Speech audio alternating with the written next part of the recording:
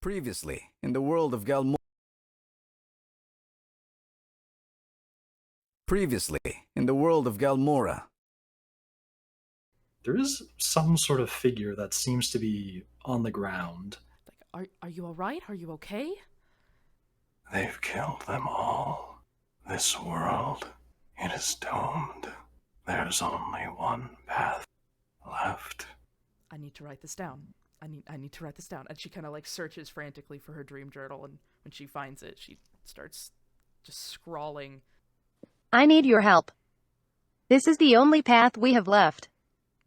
In their last attempt to help humanity, they created 7 stones.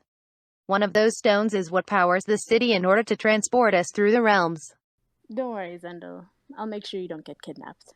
And, well, I guess there's also the university pretty close by that, too. Does it have some sort of clock tower, or...? I do remember I once went into, I think, the observatory chamber. Perhaps the Do you telescope think- could have been used to amplify the spell. You can see like a crow pecking its way at the windowsill. As you cap off the back of his little backpack, he just turns and like flaps away out the window, off into the night. Let me tell you about how to get guys. Jonathan looks over his shoulder and goes, "What, Miss Sinead? What are you slowpokes all doing? Walking in a line of 5? Come on, catch up. We're almost at the university." She basically shoots her hand out towards him, and just this bright white light just fucking smacks him in the dome. You're all good, Jonathan, right? Nothing got you. I'm gonna cast it at level 4. Yeah, no, I've been safe down here this whole time. He quickly No. stabs at the object that Jonathan's holding, destroying the cultist's hand and a portion of Jonathan's torso. He just lost a lot of blood and he needs a transfusion soon. I believe I know what object that is, yet I do not want to believe that they had possession of it. What are you saying? Oh.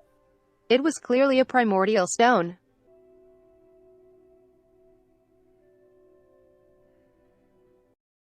Previously, in the world of Galmora.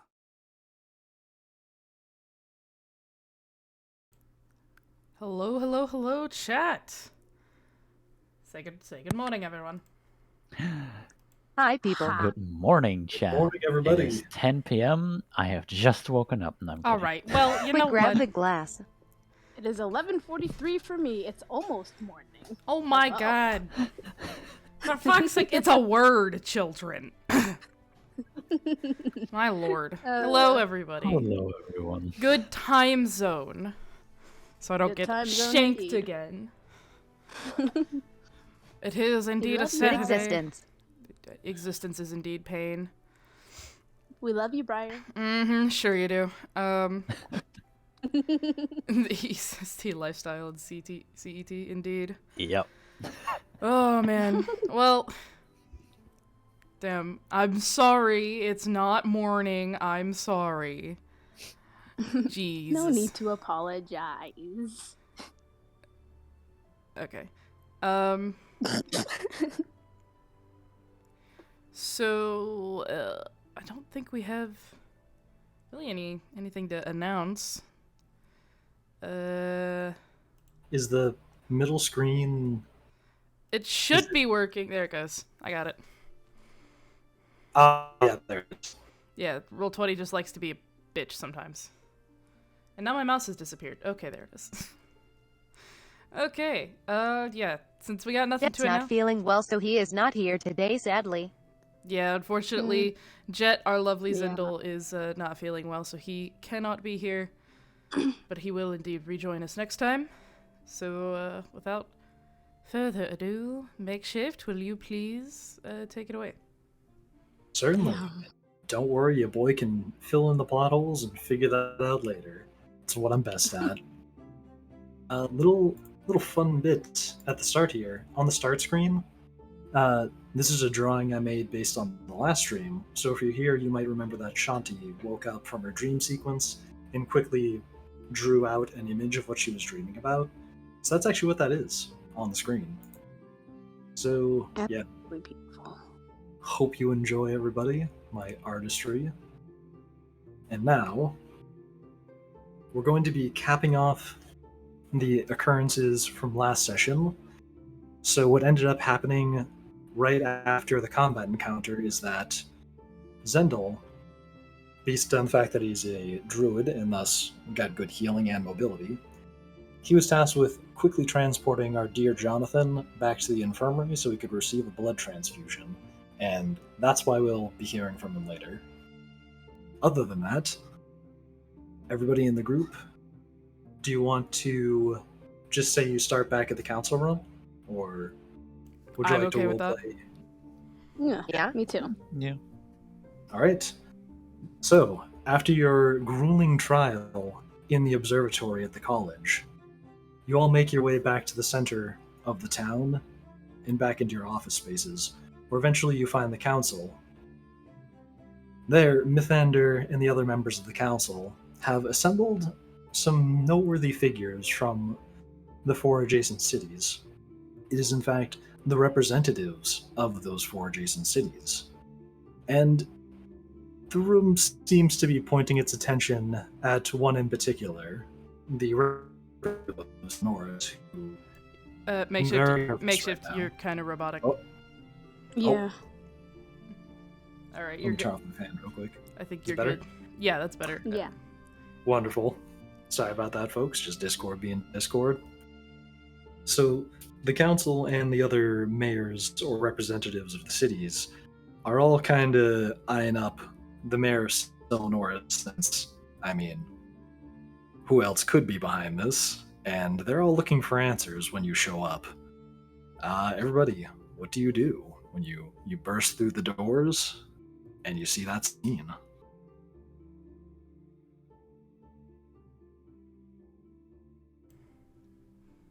I don't really want to do anything. Sorry for the wait, we had a pressing matter to deal with. There goes Sinead. All right, good.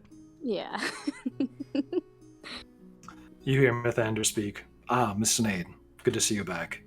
Jonathan's currently in the infirmary right now. No need to worry, he's stable.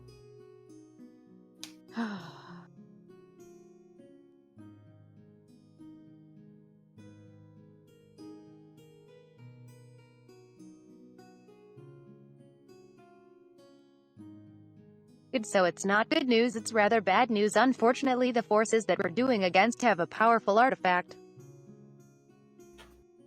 You see Mythander clench his hands against the desk. Is that so? And what might that be?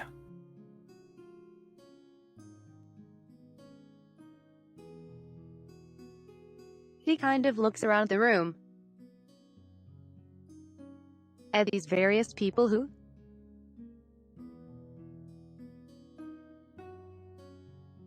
do not know of the existence of these stones, and she looks back at him.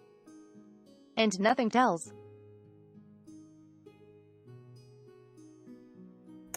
He nods at her. And she just says she knows that these stones have been legend to these people for a long time, and she just says it was one of the 7 stones. You see him bash his hand against the table. I would have made that louder, but I don't want to break my actual desk IRL. Damn. Getting sad. I suppose it was the only thing that it could have been. But how? It's been so long. What could possibly be happening? Don't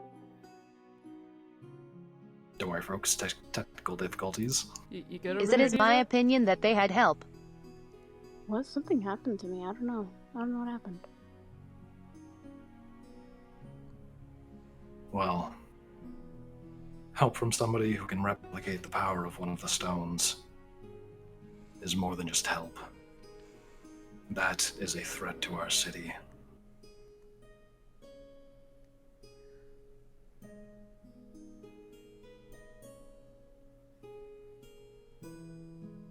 To think it scares me to think that the barbarians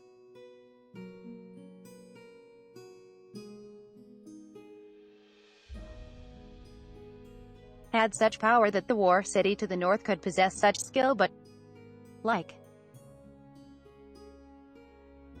can't help to think that somebody else is pulling the strings. And right you would be. Because on the bodies of one of those barbarians that were discovered, we found these. You see Mythander kind of reach into this box next to him and pull out these little trinkets. They look a little odd, like they aren't very... They don't look like anything you've seen before. They're just these little metal trinkets that don't seem significant. And he holds it up, kind of blocking the direction of his vision between him and the representative of Syllanoris, and says, "Tell me, don't those look familiar to you?" And you see him kind of like, you see the representative of Syllanoris just kind of, like wipe some sweat away. Yes, those are familiar. I'm not sure how they would have gotten those. They must have had assistance from somebody living in the Allegon forest.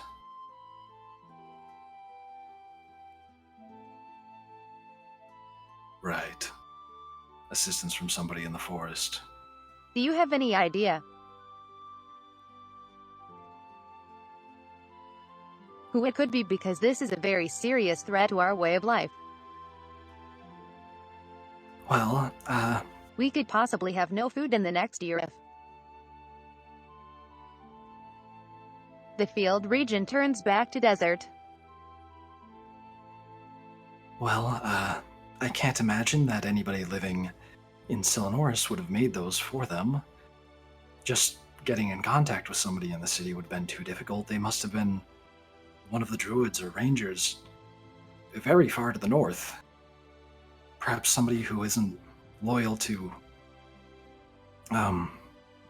Vestia. Yes, Vestia. That's all I could think that it might have been.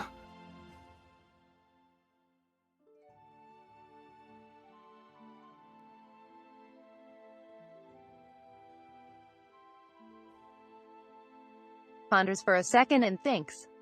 And then she just says, "Lavos. Have you seen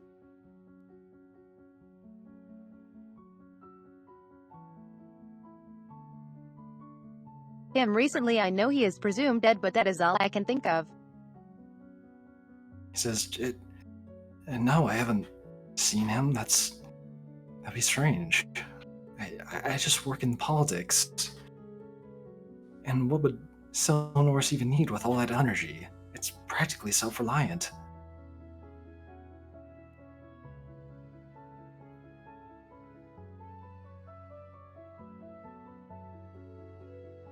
Is there anybody in your city with ill will towards our goal?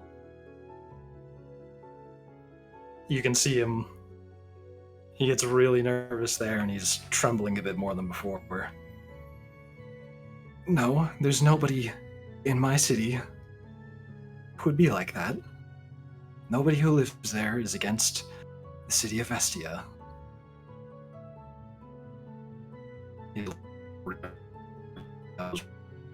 It's not just the city that it is.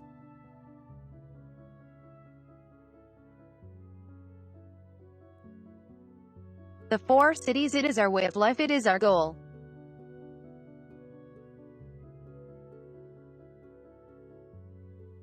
Well, there is... It is not just this city. If you are against this city, you are against everything that we stand for. Everyone in the council is kind of glaring him down in an agreeing manner, and he finally seems to crack. "Okay, so maybe there is one candidate. There's this thing in the woods. I promise I can't say much about it, but you just have to believe me. There's something that's been threatening everybody in the region of Syllanoris for, well, as long as I've been in office. And as long as they're there, well, they must be the only thing that could have done this."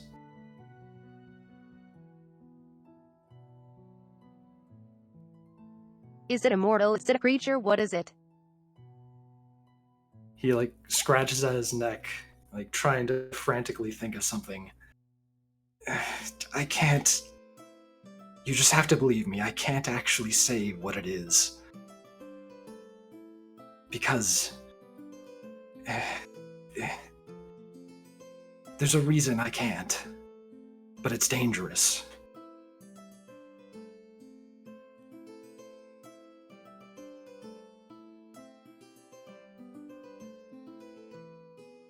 If you don't tell us,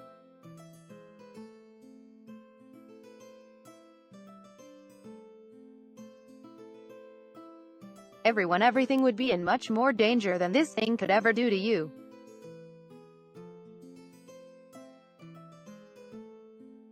He still seems like he just can't bring himself to just speak the words out loud. It's just too threatening of a prospect for him to say it. And he just freezes up and goes silent. And Mythander leans forward.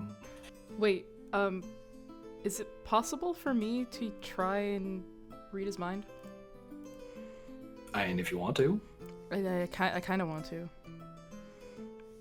I have to quickly look at something in my notes. I have to quickly find my spell.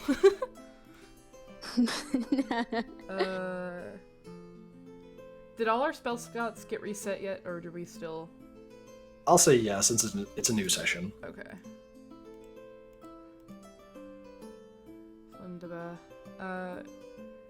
Yeah, I want to try and detect his thoughts, just from the back.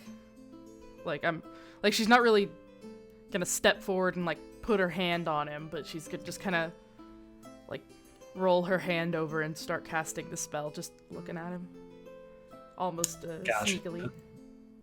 Let's see, is there verbal components to that spell? There is in fact verbal somatic and material.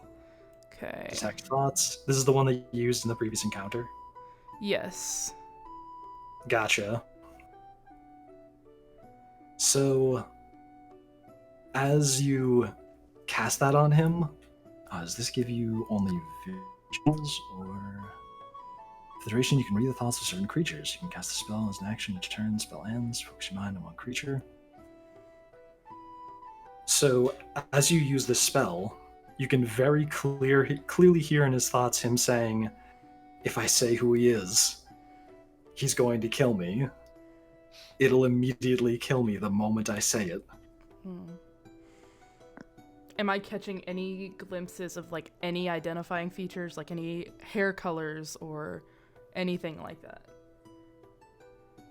You can just see... Claws, noses, anything. You can kind of feel the presence of two glaring, glowing yellow eyes from far in the back of his mind. They don't seem like they're right there over his shoulder, but on his mind it feels like he understands there's something off in the distance that's glaring at him constantly, and it's almost like these two twinkling yellow stars in the distance. But you can very clearly hear the thoughts that he's saying to himself. I can't say what it is, or I'll die immediately. Okay.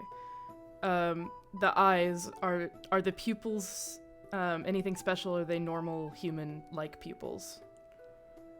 You can't tell from this distance. It just seems like Okay. they're so far... Well, actually, because this is detect thoughts, you can tell that the pupils seem a little... They're not quite perfectly spherical. They seem a little damaged. Okay. But they do seem like human eyes. Okay, so they're not feline or bovine or anything. Got it. Yeah. Okay. She just kind of recurls her fist over and just opens her eyes as she goes, "Whatever it is, it has golden eyes and it's threatened to kill him. He will not speak his name." He immediately freezes, almost like he looks like he thinks he's about to be shot. And he just slowly looks over at you and looks at his hands, shaking and trembling, and...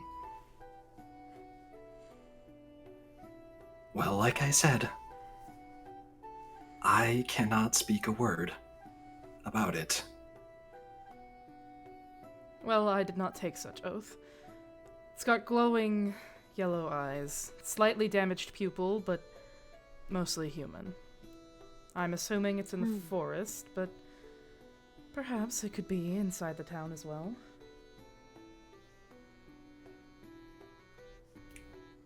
What kind of creature is that? Could be anything. Haven't you seen the eyes of tieflings? They nearly look like ours So as she well. just stands there for a second and it's like she's having a flashback or a memory. And then she just sighs for a second. And then just goes, we will go to Vestia, then well you will go to the forest. Let's go to the forest and see what's there, shall we? I haven't been there in so long. The representative of Syllanoris quickly speaks up and says, "Yes, and when you go there, please do be sure to visit our library. It is one of our treasures. It has all manner of things you could hope to find, and please do be sure to read the suggested material that the librarian offers you." He looks a bit relieved at this point. I never miss up the opportunity for a good library. Thank you. And he just kind of stumbles back and rests a bit on a table nearby. Oh, thank heavens.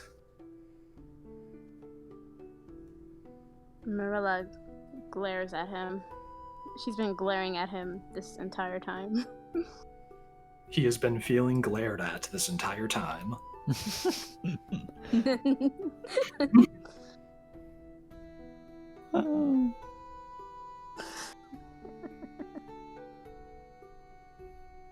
Okay, councilman representatives.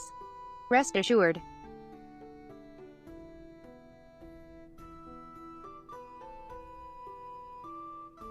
We will bring this to rest and you will get all the energy you need. Everybody looks around, nodding, and they start clapping. Yes, thank you, Cynade. And then everybody clapped. Everybody claps. The danger, there's still some danger, but everybody claps. Mythander speaks up and says, "We'll have a carriage ready for you to transport soon." Thank God, I'm Perfect. exhausted.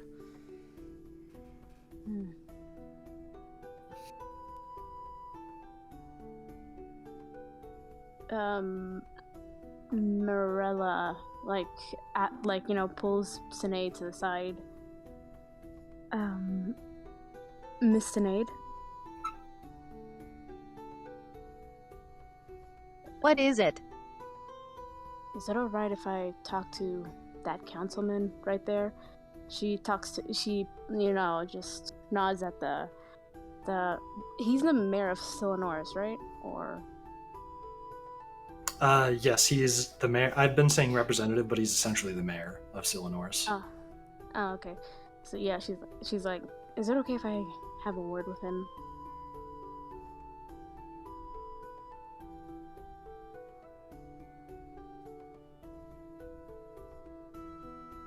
Don't pressure him too much, he's under a lot of stress, it's not his fault what happened. I'm not doing that. But as long as you aren't too harsh, I will allow it. I promise. You should know me by now. It's been a day. You walk over to the council or to the representative of Solenorus.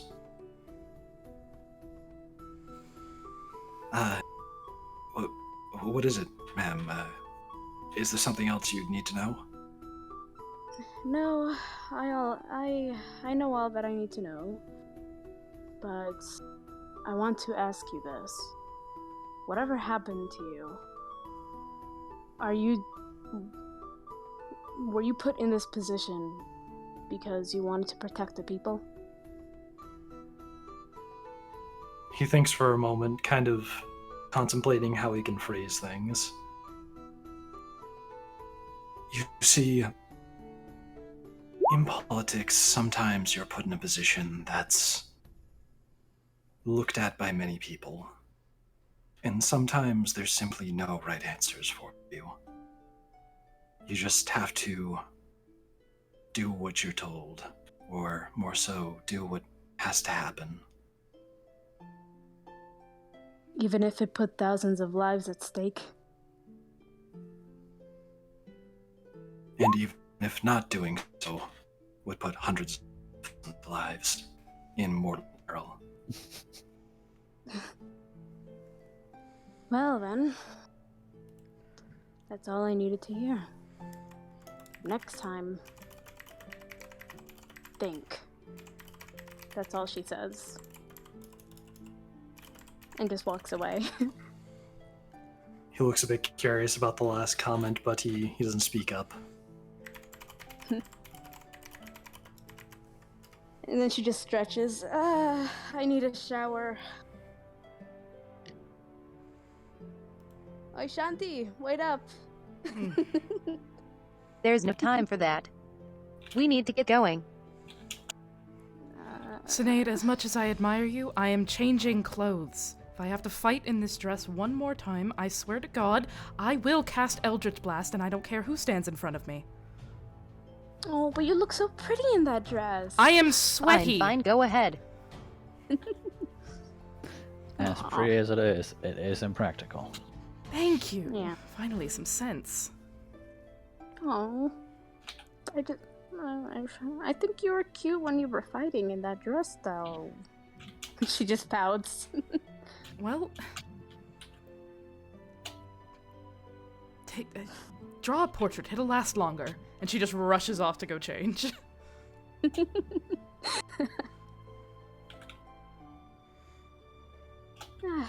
Teasing her is so fun. Just don't push her too far. Oh, I'll try not to. Even I know how to restrain myself from time to time.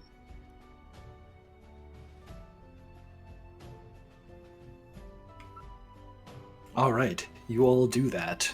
You take a shower and you change into much more battle-appropriate clothing. I put pants on! I put my fucking pants on!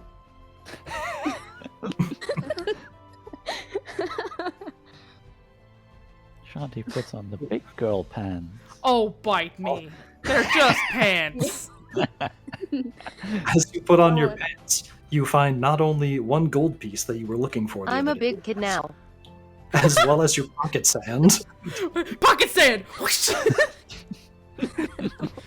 With Oh, them that's thick where I left it. eyes. I do have that little satchel full of special dust still, right? Or disintegrated Sure. dust. Yeah, that can be your pocket sand. No, she's gonna have her acolyte Oof, come excuse in, me. and she just requests them to take this to one of Brock's alchemists so that they can check it out. They do that, and they tell you they'll probably have some information for you by the time that you get back to Vestia. Wunderbar. Speaking of, I will probably send out Henry to get my full fighting gear. Because we going into dangerous territory. He nods at you, or does whatever golems do when they agree with their masters. He does that. That's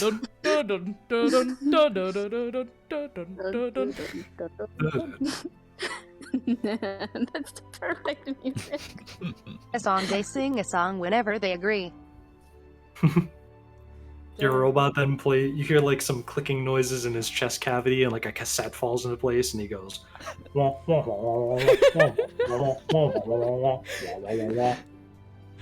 Nice. And is there any other last minute things you want your characters to do, like orders to give their underlings or whatnot, before you leave Vestia? Shanti grabs her dream journal. You never know when you're gonna need it. I would probably give. talk to my second in command that he checks out that I the give my other shielding assistant a mechanism letter is to fully give to intact. Jonathan when he wakes up. You do that. Also, Brock, what do you do? I probably tell my second in command or the people directly under me to make sure that the shielding mechanism and the power holding mechanisms are double checked after potential damage has been caused? They get to work doing that, as they're all now much more on edge, since for probably the first time in their career they saw the unbreakable shield which protects them as they travel through the realms broken. And they're now thinking, that is something we have never seen before. They're all going, So, shit! They're eager Oh, boy. to make sure that I That gets want a corrected. full damage report on this. I want it Oh. detailed, please. the dwarves that are your underlings all nod in agreement as they immediately get to hard to work right at this minute, researching it. All wondering when their next break will be. You fucked up! Never! They've been working like all night today. Oh. Cynade, didn't you say you were going to give the letter to one of your underlings to be given to Jonathan? Yes. You do that, and they promise to give it to Jonathan when he wakes up.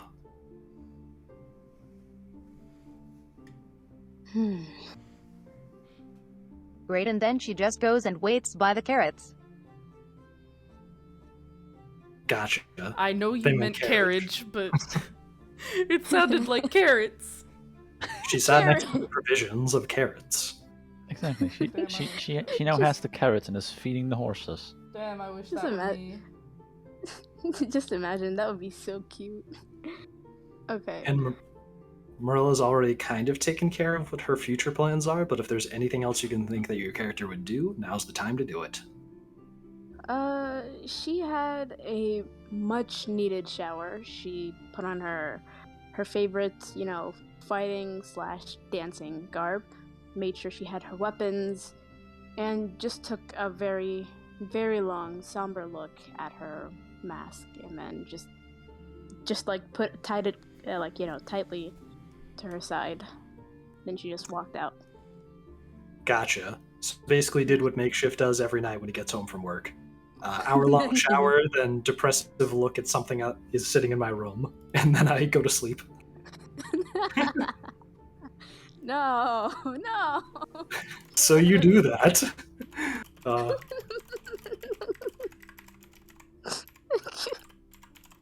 And now you all are about to time skip over to Syllanoris.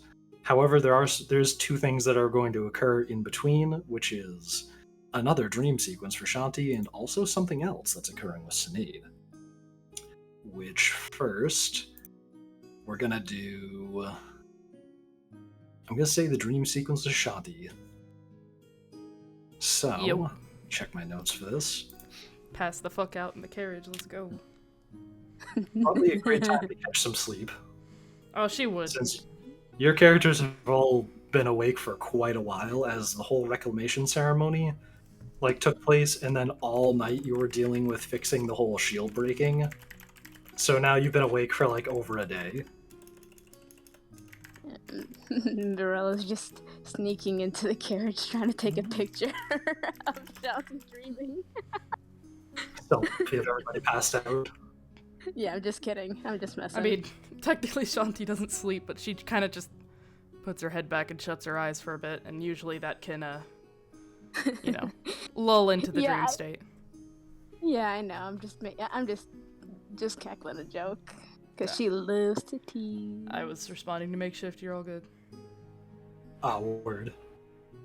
And so now, as you're all laying down in the carriage, I assume you're all catching some shut-eye as best you can in a bumpy carriage. But as you're all catching some shut-eye, Shanti enters another dream state.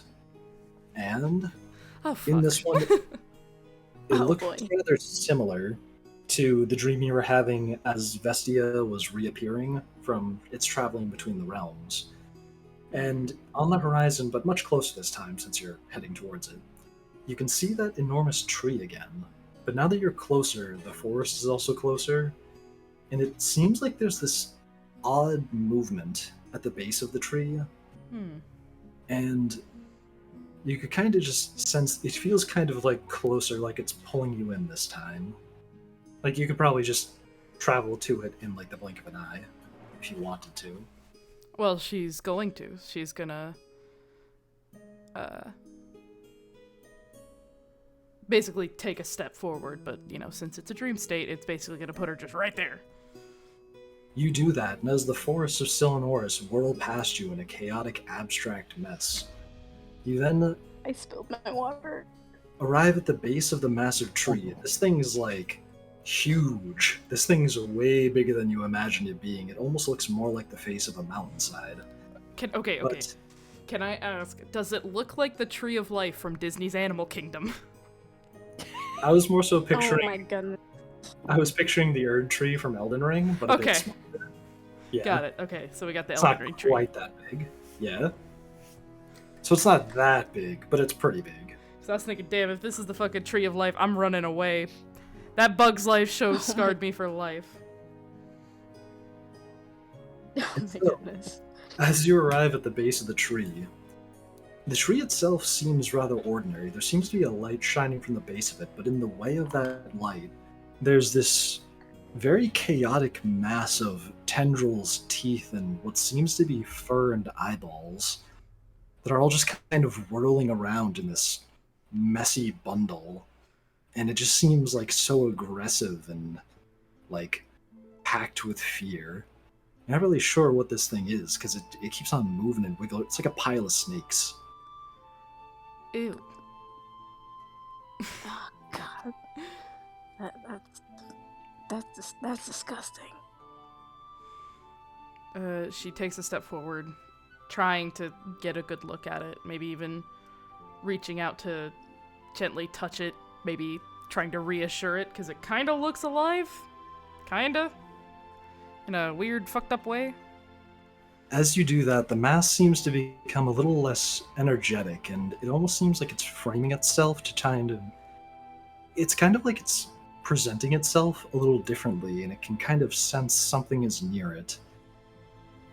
And like, it just kind of slows its shaky, chaotic movement a bit. And the eyeballs do kind of seem to look at you a little bit more, but those are also just kind of part of a mess in this thing. It's a lot to tell. What happened to you? You don't hear a response just yet. Damn it, it doesn't speak. Are you still getting closer to it? Yeah, she still keeps just inching closer. As you get closer, the tendrils seem to kind of like condense in a bit further and further, and it seems to take on a bit more of a humanoid shape. Like almost like a person laying on all fours, propping themselves up. She At this- once again asks if it's alright. You can see like an arm kind of slowly reach up and like reach out its hand and face its palm upwards. She looks at its palm for a second or two and then just gently outstretches her hand to put her hand in the outstretched palm. And do you touch it? Yep. As you touch it, in an instant the mass seems to disappear, and the dream becomes more of a... It's like you've entered somebody's dream, but you can't tell whose. Okay. And in front of you, you see what seems to be this small child with their back turned to you, and they're looking at somebody who's sitting at the base of that tree from before. And the woman's that they're facing seems to be this very dainty woman who almost shares features with, like... She's kind of like rabbit-like, almost. Like her eyes are like big and yellow, and they have this very round and like pretty appearance to them. But she seems very like... You can't quite describe what looking at her is like. She seems very calm, but also with that stare, like a scared rabbit. It seems like if you like clapped your hands, they might be like surprised or run away, kind of like a rabbit might.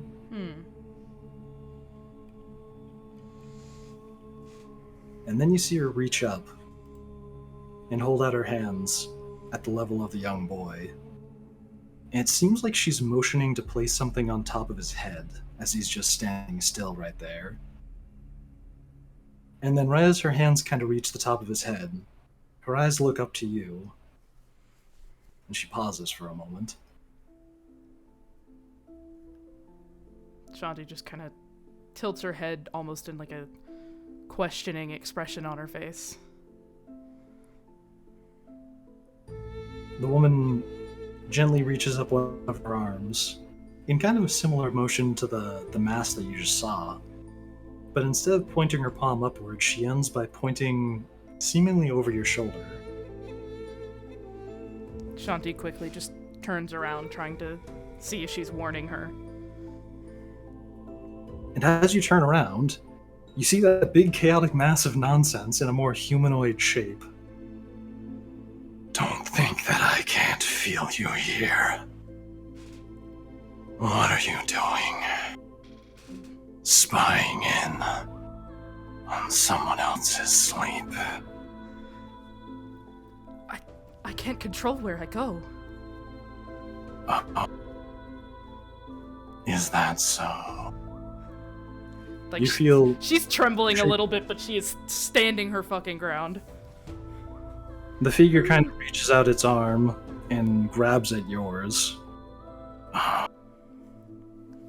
So you are standing there. This is a very peculiar dream. I'd like to try and yank my arm back. Give me a strength check using your wisdom modifier since you're in a dream. Thank fuck.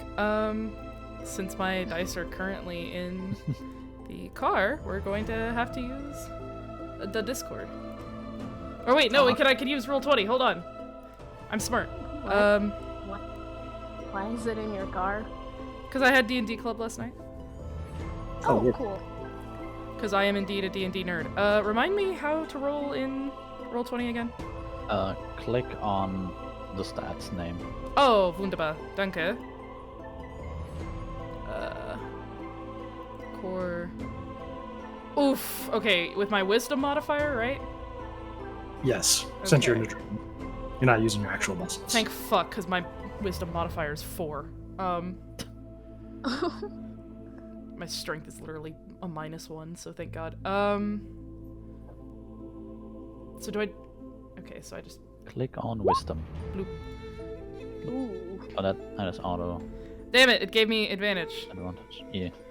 Looks like the 11 came Oh. first, so 11. Gotcha. Even with the 14, it wouldn't have been a success. Damn! Oh no. You kind of yank your arm from this figure, but it holds firm and it goes, Oh, that felt very peculiar. This might be one of the most vivid dreams I've ever had. You know, I wonder if your flesh would crush just the same as it would in real life. There's only one way to find out. it starts squeezing on your hand.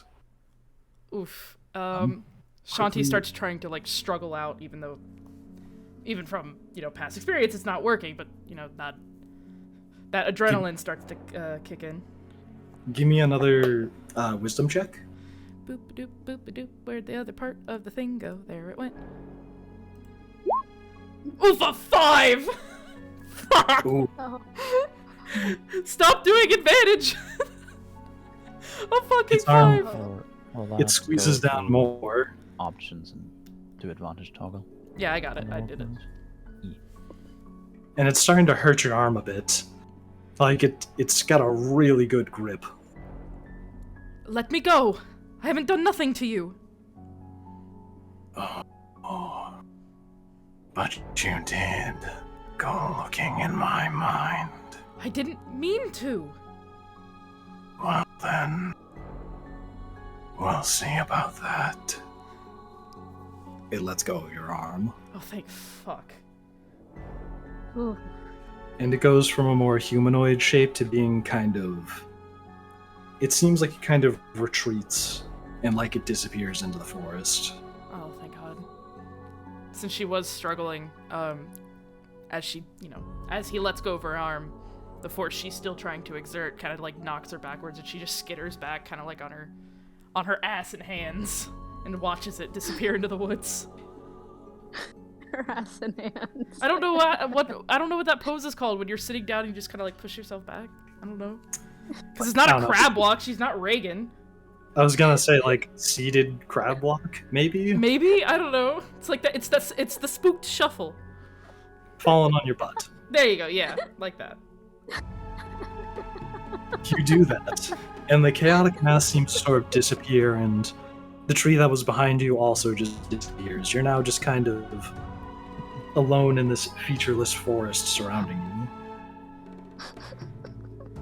She just kind of looks around, trying to look for it, seeing if it's gonna like come out of a corner and try to stab her or something. The world seems quiet, like very quiet. The forest seems to have gone completely silent.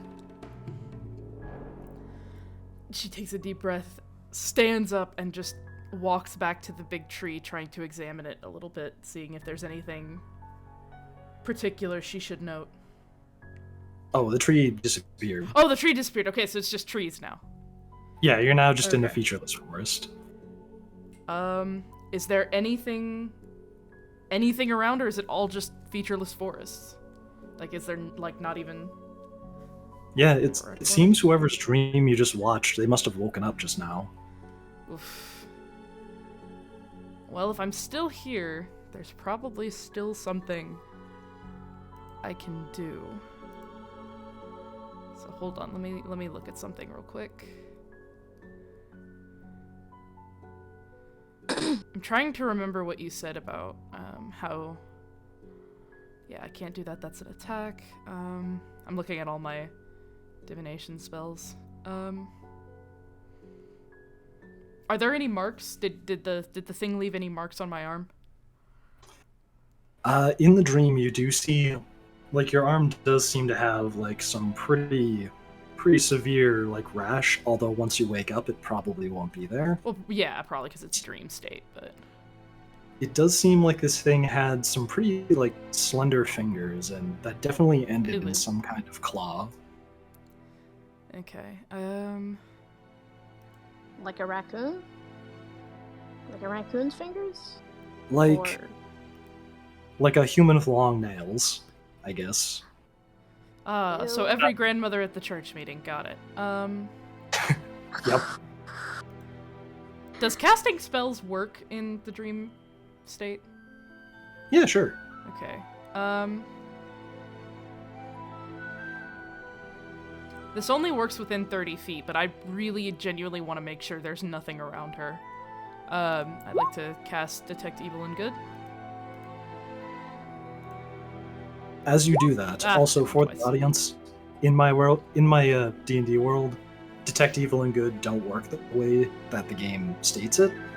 As I've stated, it will only detect things like inherently evil creatures, like very dangerous ones, or humans with very severe, like, they're like sociopaths or psychopaths. It'll detect severe mental illness or things that make somebody fundamentally dangerous, but it won't just like detect evil, because I think that's kind of weird. And Right. I also don't use the alignment system because it's antiquated. But as you cast that, among the trees, more towards where that figure seemed to run off to, you can kind of sense far off, because the distance here doesn't really matter. Oh, okay. There seems to be some tall figure walking towards Syllanoris, and it seems like there's something coming out of the top of its head. You can't quite make it out at this distance, but this figure's really tall and, like, kind of gangly looking. Am I using the word gangly right? I hope so.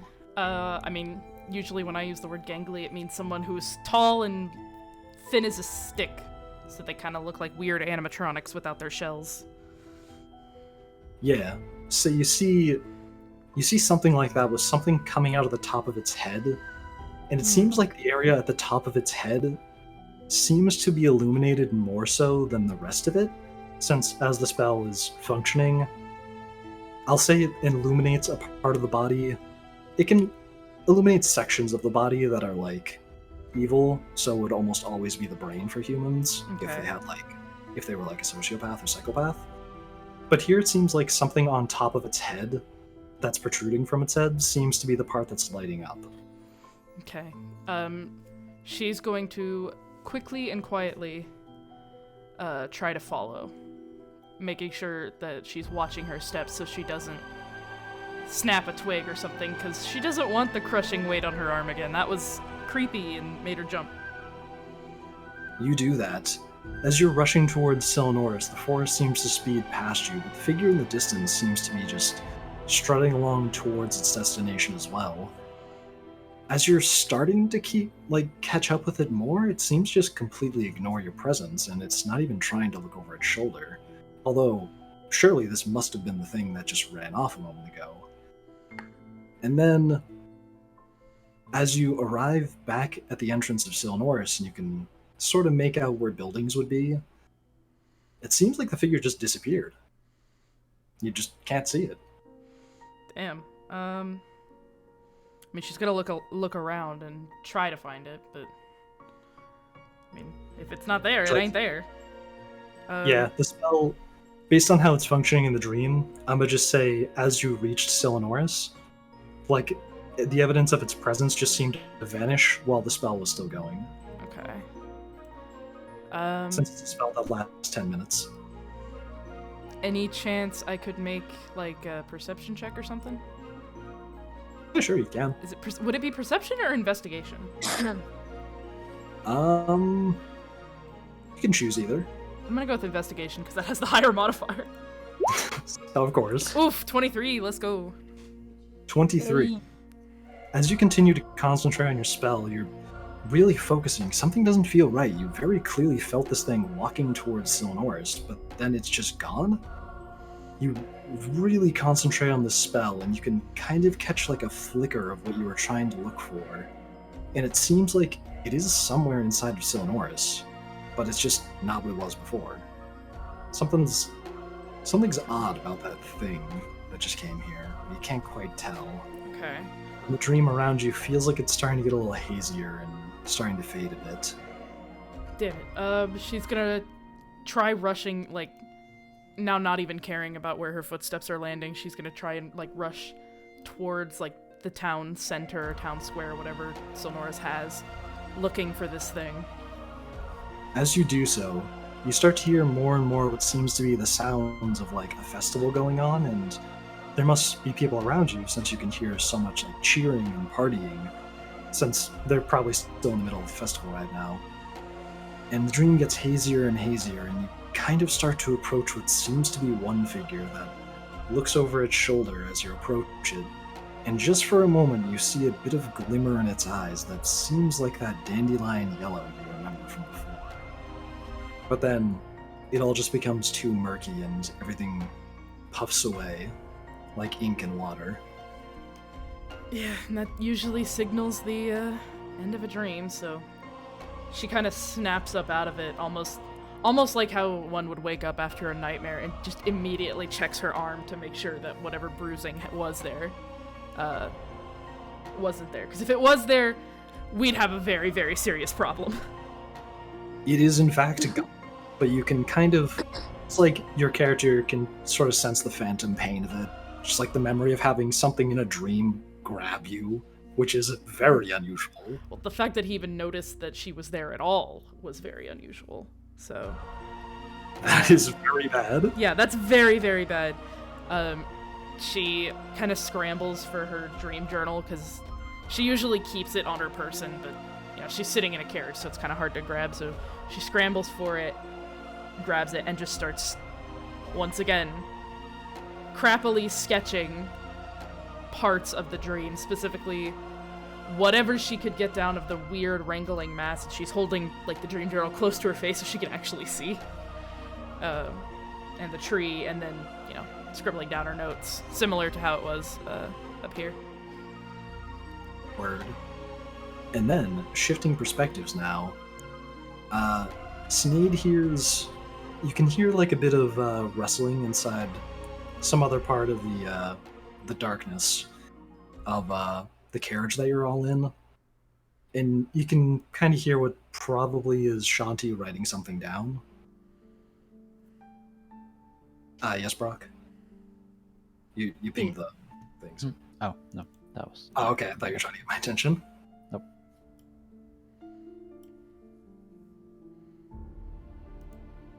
So you hear that, Sinead, And then She is just deep in thought right now. She has not.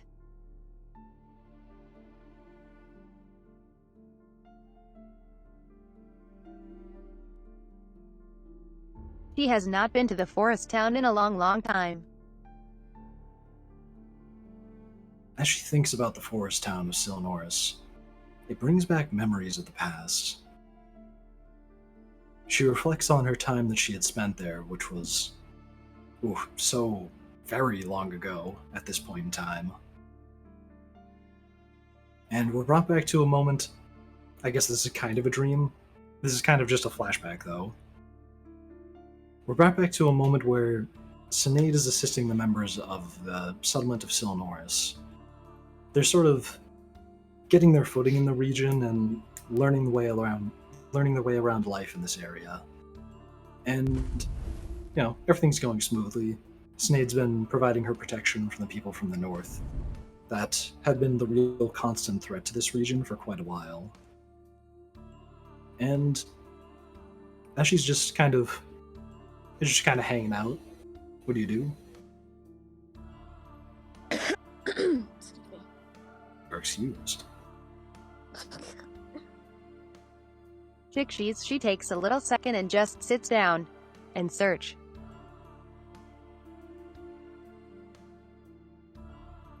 Did you And say she you starts reading something, and then she sees the young, short, blonde-haired boy run up to her. A young boy runs up to you, and all of a sudden he's trying to get your attention about something. You've seen him around, but he's not particularly note. He's just kind of this little buzz cut hair blonde kid with a few scars on his face. And he probably recently gotten in a fight with somebody, because one of them seems fresh. He says, "Miss Sinead, hey, what are you reading?"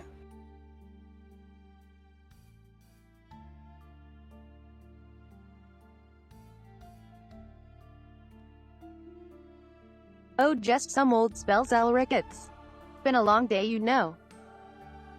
You know spells? Well, I guess that makes sense. You have been helping with the barbarians, but could I ask you something? If you don't mind, of course. Of course. Wonderful. Could you maybe teach me some spells for fighting? Just one, that's all. I would love to. Thank you so much. So, what were you going to teach me? Maybe, how to make a fireball appear and burn things down. He kind of points at the air next to him, punches the air a bit to act all tough. Or maybe one that makes a wall of water appear, kind of lifts He up his... laughs a little bit, Hey, why are you laughing at me? I'm being serious. and then just says, "Let's just start easy here, Elric. Let's start easy." Okay, fine. Then she just makes a little bit of fire appear on her finger. Whoa. How'd you do that? Can you show me how to do that, please?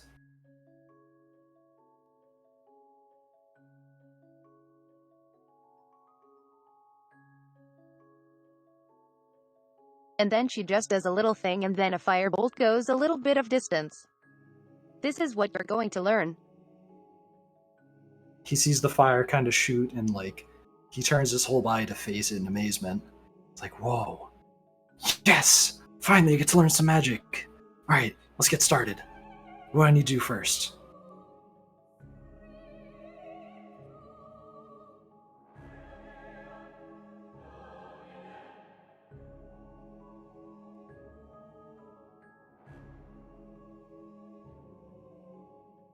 So you just need to focus all of your energy into the one little point on your finger and just imagine the little flame appearing. And then once the flame is there, just focus on it and then send it out. Alright, let's give it a try. He kind of takes a step back and rubs his hands together. He points his finger in front of him, and he seems like he's squeezing and trying to focus really hard as he points towards the ground in front of him. Am I doing it, Miss Sinead? He like opens one eye and he like looks at his hand. EJIS. Cheap at 7. Oh my gosh, 1 second.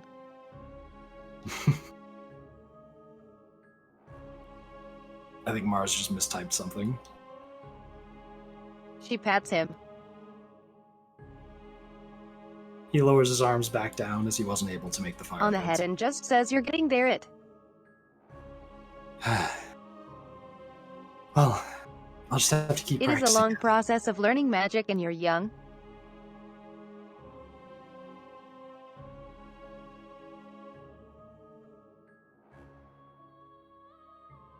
The future looks great for you, Elric. He brings his hands up and like holds Sinead's palm against his scalp and smiles up at her. Alright, one day I'll be sure to show you magic that even you can't do, Miss Sinead. I believe you. He smiles and gives off a giggle. And I think that's where the flashback ends. Maybe? I think? Yeah? Word. And then our flashback ends. So now it is the next morning, as you've all been resting. Be sure to take a long rest on your character sheets. If you haven't already done that, it will restore everything. Heck ye, where the Yes. heck is it? Yay. I know that in D&D Beyond, it's just in the upper right-hand corner, but I don't know about Roll20. Damn it, roll there, 20. there isn't many resources that you need to reset. It's only spell slots and hit points. Yay, my spell slots are good. Mm-hmm. And I don't think we have a barbarian, so no rage resets. Sad. Oh yeah. Can I feature- triple class as a barbarian? Sad. No, I'm kidding. Let's Oh do my it. god. If you can make it legally in D&D 5th edition, I'll allow it. No, I don't want Shanti to be a barbarian. Word. Shanty. Did someone say shanty? No. Oh, no. There was one. No. Please don't get me copywritten. Okay. Up to the sound of Marella singing some sort of tune that sounds like a sailor's tune. Oh god. You're all riding your way into Syllanoris, and you can see it's like just on the horizon. It's only like a few minutes away at this point. Shanti's been awake for a while, so she's just Staring at the ceiling. more like chewing on her lips, like the skin of her lips again. It was only like a few hours of a ride of like. I look at her horseback. and just say that you have a vision. Possibly. A vision? Merrill just Good turns or bad? into- I'm not sure. It wasn't pleasant, I can tell you that. She just I'm nods her okay. head. I'll be fine. You sure? She kind of just brushes off the questions about her being okay or not, and she just starts. I think the festival might still be going on in the center of town. We should look there, and if we find nothing there, perhaps the big tree. Those were two places heavily featured. We're looking for those golden eyes. You feel the phantom pain in your arm again, but it's only kind of like a memory. It's not actually a fact. She just gently puts her hand over her arm and kind of just trying to ground and be like, hey, there's no pain there. Quit thinking about it. Marella just pokes her cheek, reaches over and just pokes Shanti's cheek. She's like, are you sure you're okay? I'm fine. Thank you. Do you want a massage? No. I mean... Even if she wasn't fine, once she said it, she will never admit otherwise. Really? You need to open up more. If she is truly hurt, she will say so. Thank you. Okay. I'm just staring off in the distant sand. I look just like I am contemplating stuff. Like you've never seen her like this.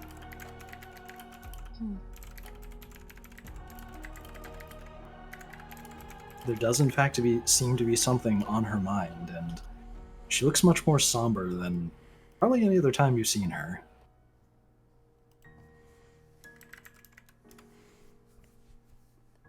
Shanti gently taps Sinead on the shoulder. I'm hoping that Shanti is sitting next to her, because she wants to gently just hand her the dream journal so she can see things that she saw. You do that, and Cynade is able to see the pages that you scrawled last night. She is going to turn her attention to her and look at the journal. On it, you see a drawing of what seems to be a chaotic Quite mess interesting. of teeth and eyes, as well as some notes about a very dainty woman who is sitting at the base of a tree, with a child in front of her.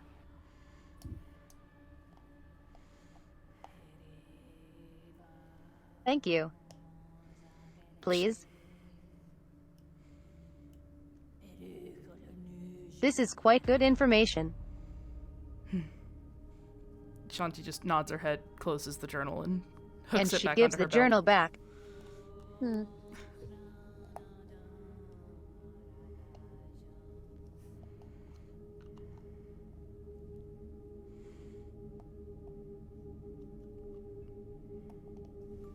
You good over there, Makeshift? Oh yeah, am I rubbing my hair against my microphone? No, you're good. Oh, okay. Yeah. I just realized I was getting kind of close to it. So you all arrive into Syllanoris.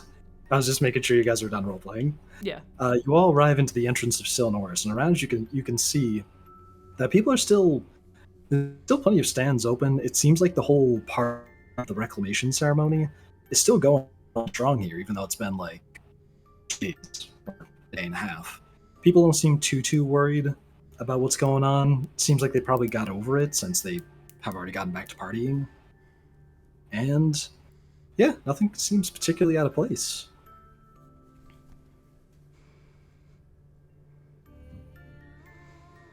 Well, Mirella Cyanide. feels Gets up, cyanide. and then just stares I'm sorry, outward towards the town with a somber look. I assume we should Please. start looking. Let's go. Ah yeah, adventure time. Come on, grab your friends. Going to very distant lands. You must gather your party before venturing forth. So you all strut your stuff and walk your way into the entrance of Solenorus. And nobody's really paying you too much mind, but do keep in mind that you do stick out a bit among the crowd, since you're all wearing, like, your adventuring garb, and you're probably brandishing your weapons in some fashion. So you will look like government officials, and everybody no else shit, is just I'm kind covered in gold. But, like, you won't stick out so much. It's like if you were to see somebody, like, IRL wearing military fatigues. Like, you Ah. can spot it in a crowd, but you wouldn't be like, Oh. what is that person doing? You'd just be like, oh, military fatigues. Okay, And probably pay it no mind. Mm, good stuff, good stuff. mm. But that's in the city, though, where, there's a lot more people. And There'll be the less festivity popular. going on. And they're already kind of fine with, there'll be more guards around during a festival, Right. though not too many. So yeah, you can just see around you there's a few festival activities going on. Seems like there's plenty of people taking turns participating in them. And there's a few stalls open here and there, but in general, the center of the town seems to be a busy party avenue right now. What would you all like to do?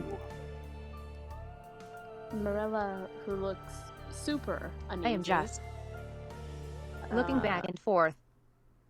Oh, sorry. Go ahead, Sinead.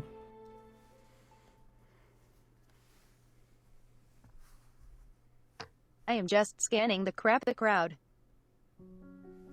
Looking for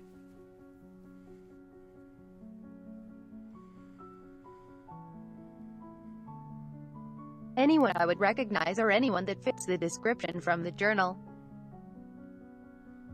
At a glance, you don't really seem to notice anything. It seems you'll have to do some more searching throughout the festival. There's a good likelihood they might be somewhere in Syllanoris right now. Probably at the parties, since that's where everybody is right now. And you can all assume that whoever is here, and whoever is like the threat that the representative was talking about, they're probably looking for you too. And Mirella, you want to do something as well? She's gonna pull Shanti to the side and say, Shanti, I need to tell you something. What is it? She literally she tries hard to find the words, but she's gonna say it anyway. I'm from Solenorus. I haven't been here in a long time, but I just need to go to my home place real quick, and yeah.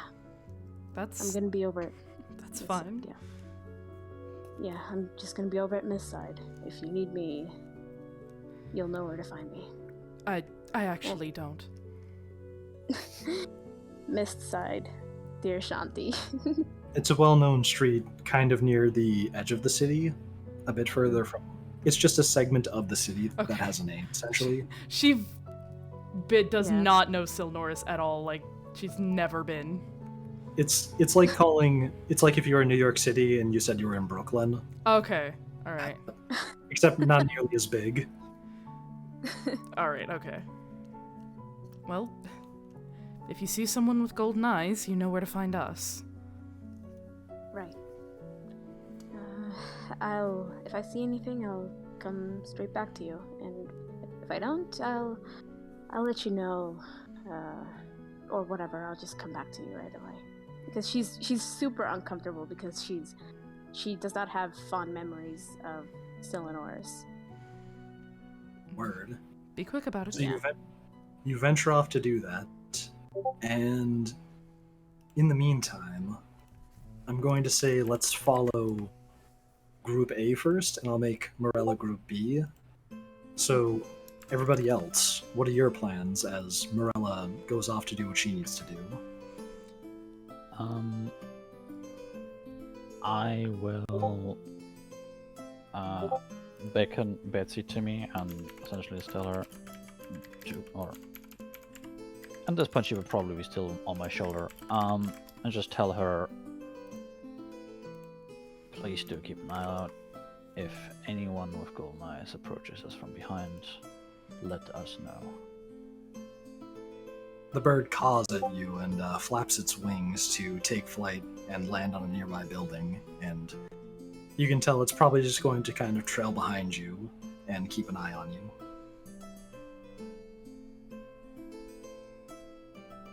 I want to go look at the library. That sounds like a good plan of action. Shanti is gonna go with her, because as serious as this situation is, Shanti's a book nerd. Hey, book nerds. You do that. And Brock, would you like to follow them? Yes. Gotcha. You all make your way towards the library. It's pretty well marked. It's in like the center of town. And when you enter, assuming you want to and not just gaze at the building, you are greeted by the person who runs the library. They see you enter and just go, it looks like they were busy reading something and not really paying attention, and hear the doorbell ring and go, oh, well, welcome. I didn't expect anybody to be visiting during the festival, but welcome to the Solenorus Library. I don't think I recognize any of you.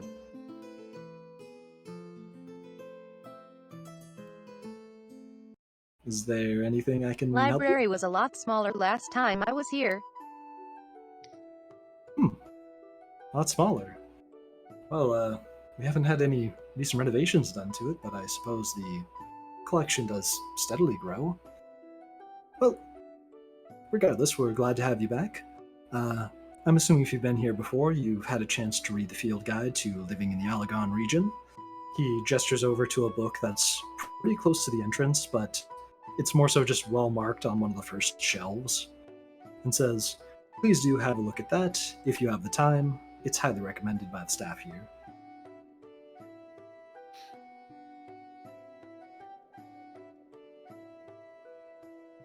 Oh. I think. I Yes. Wonderful. Well, feel free to do so. Just be sure to return the book back to where you found it. We were told by the mayor to come here, Oh. Oh, and he said it was quite good. Well, I'm glad the mayor keeps us in his thoughts. Well, if he sent some officials from, I presume, Vestia, he's been on a business trip recently, then it must be important. Yeah, please do have a read and take all the time you need to read it. Thank you. You're very welcome. And he looks back down at his book and continues to read once you start walking.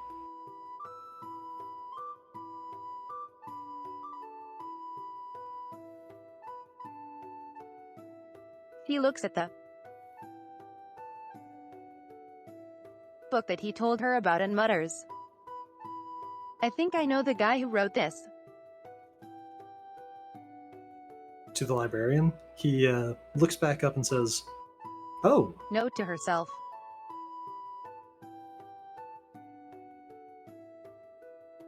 oh, to herself, okay." And you pick up the book, and you look at it, and it seems just be some sort of journal, and it seems handwritten rather than printing pressed. Would you like to flick through it or look in the pages? Yes. As you open it up, you see that the first page seems to be... Hang on a second. You open to the first page after putting it down on the table, and what you see is this, marking down after the title page. It seems there's a large amount of info specifically on a creature called the Wendigo.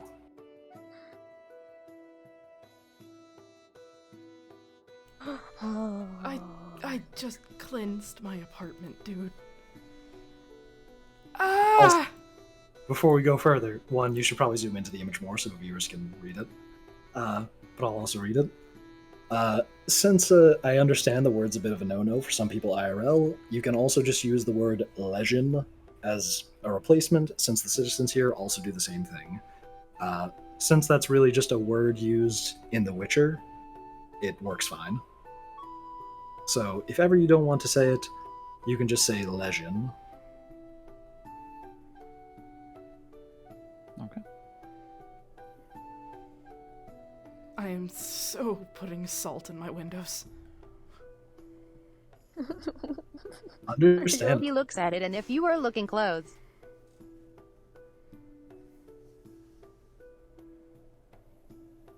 at her, if you're looking closely at her face, you could sort of see a tear on her eye. Like she knew the person who wrote this somewhat closely. You see the initials EO at the bottom of the page.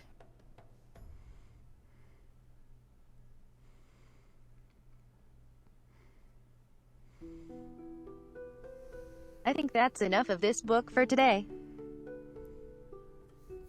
Oh, done with it so soon, ma'am? Alright, just be sure to put it back where you found it, and that's... feel free to explore the rest of the library.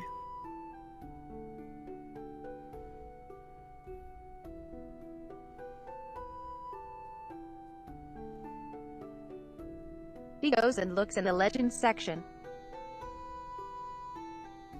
Now I understand why he wouldn't and say tries it. to see if there's anything familiar in it. You kind of you follow the naming scheme, and you seem to find a book or two on this creature, but it seems kind of scarce. There's not really too much written about it besides what seems to be some storybooks, and it's only like one or two that have been written.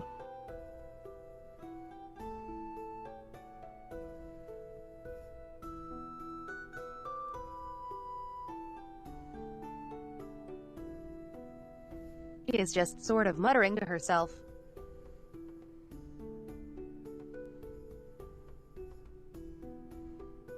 And you can't clearly tell what she's saying, but she's sort of disturbed about something.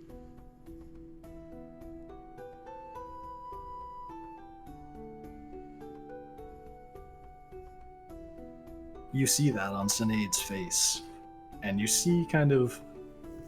She seems more concerned than you've ever seen her. It's not quite like when the shield broke, the kind of concern she had. That was a bit closer to anger. This is like a very unnerved sort of feeling. Shanti's a little too distracted by the books to tell. Understandable. I walk over to Sinead and just say, I assume you found what you were looking for in the recommended book that the representative told us to read.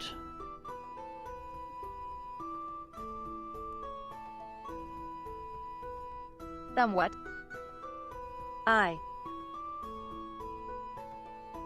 just have too much history with this place. I understand, but you seem a bit more than just disturbed. If something is a threat to not just us, but this place itself, we need to know.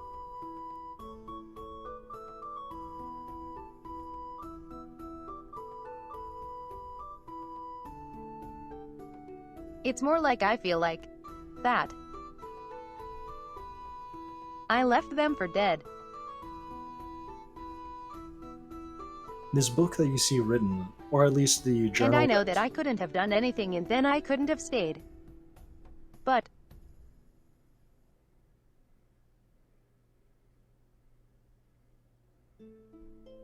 I had to go, and I didn't know how to say it, and I know that I let them down. But it was...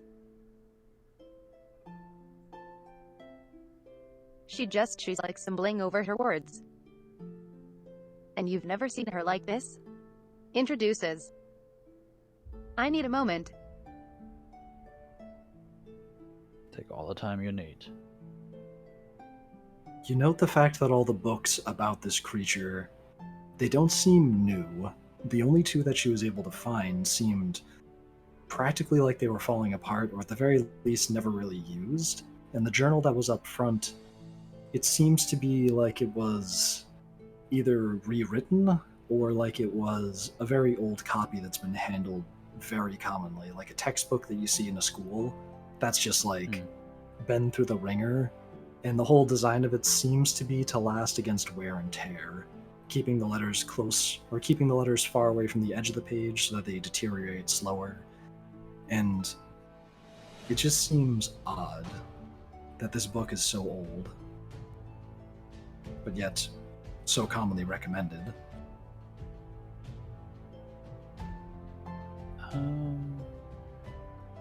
Is it looking like it is in any danger of actually falling apart anytime soon? The binding on that original book that was being handled was like very thick. It seemed like it was designed specifically for the purpose of lasting a long time. But these other two just seem to be books that were old, dusty, and those ones need to be a bit more gently held.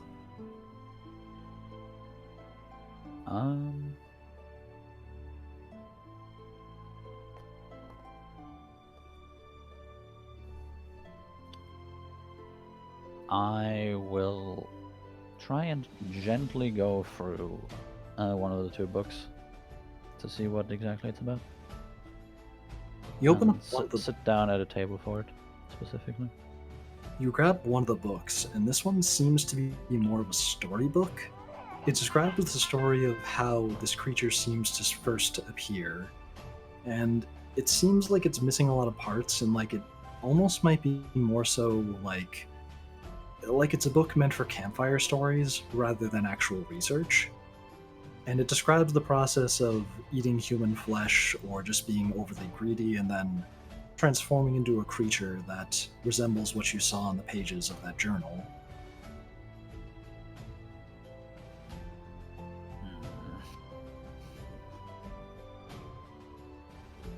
I will look over at Cynade, or the direction that she left in. Look back at specifically the phrase of eating human flesh. And just... oh no. Understanding a bit more of the gravity of what she meant with someone that I left behind, or left on their own. And then the first words written of the journal seem to ring through your mind. Stay out of their territory, extremely hostile to most humans. Not much point in drawing it, but if you see something like this, you probably won't live to tell anyone. Yep. Good grief. And I will put back the book, You do that. making very sure to not damage it further.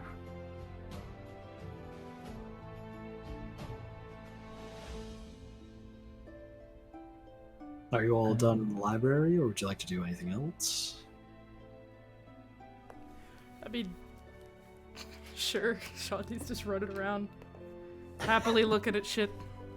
It's a library she's Shanti's- never been to. She's excited. This point, she's just looking for an eating. Oh god. Like that references. Like, yeah, shit's bad, but at the same time, new books. True. I swear to god, Shanti's me, I'm not gonna lie. Sadly, Sinead, you're unable to find anything that really delves deeper into the history or any sort of ideas of what goes on. However, you do seem to find one book that seems to share some details about the northern face of the Syllanoris territory, or the Alagon region. And that seems to be the only thing even remotely close to the history of this region, beyond the point that you can remember, that might have something in it.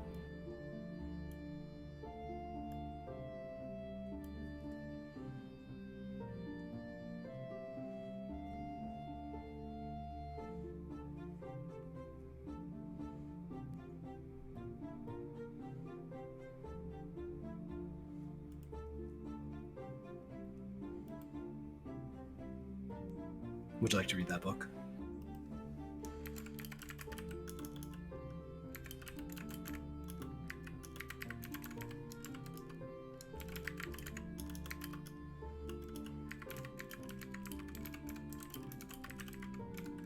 Marcy? I think Mars is saying something really long.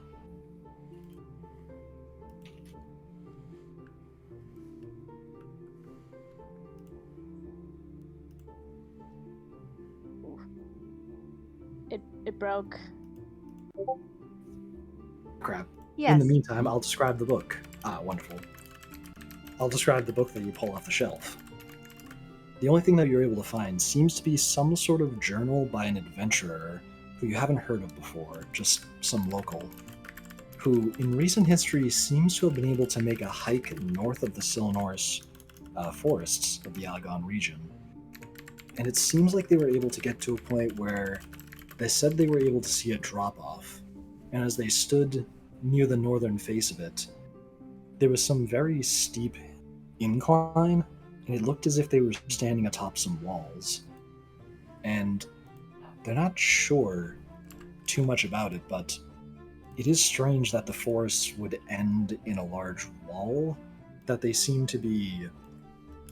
He states that he walked up to the top of them, and when he looked over the edge, he was at the top of the walls. Which is rather odd, since that would imply that they were just walls built into the face of a cliff. And so, that's all you can really find about the northern areas of Syllanoris.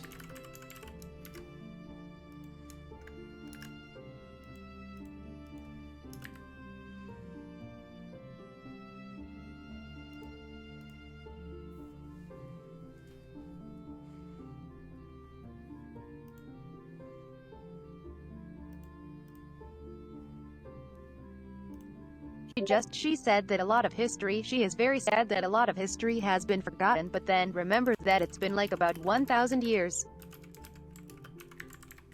It has, in fact, been a very long time. No shit, really? Ooh. And now, I think He I'm going... goes Oh, yes? back to the group.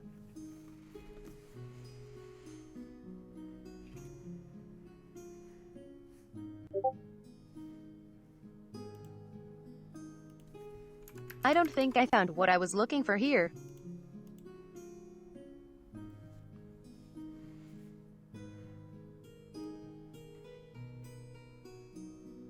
I came looking for closure. And all I found was nothing. The bookstore owner hears this and seems a little confused and says, "Oh, I'm sorry to hear that, ma'am. Is there anything else I could help you find?"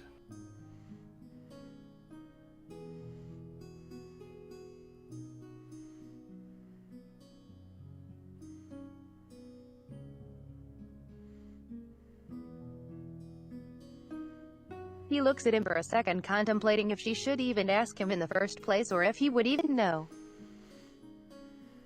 He does look quite confused. Do you know Eric? I don't know anybody with the name Elric. Why do you ask? Never mind. Oh, okay, ma'am.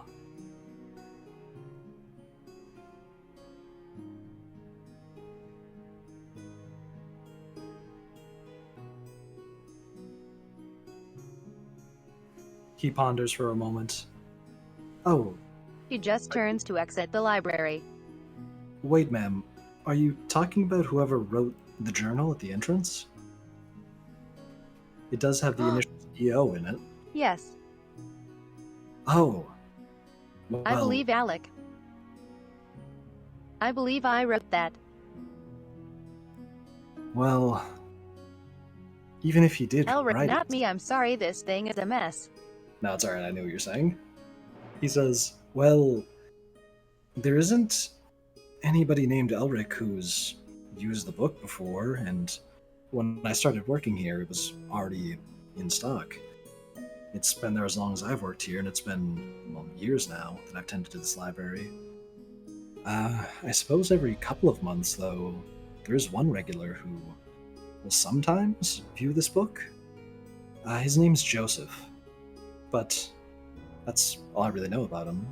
There's a lot of faces that come through this library, after all.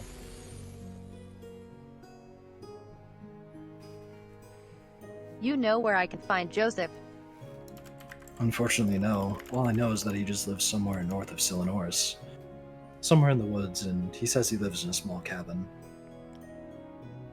He might be at the festival, though. Thank you. You're welcome, ma'am.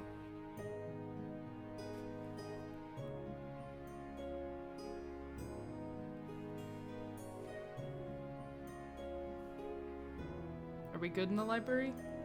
Rock Shantae, you ready? You see Shanti kind of pop out of the bookshelves, holding a book and going, "Can I take this one with me?" The librarian goes, "Do you have a book card? Or a library card?"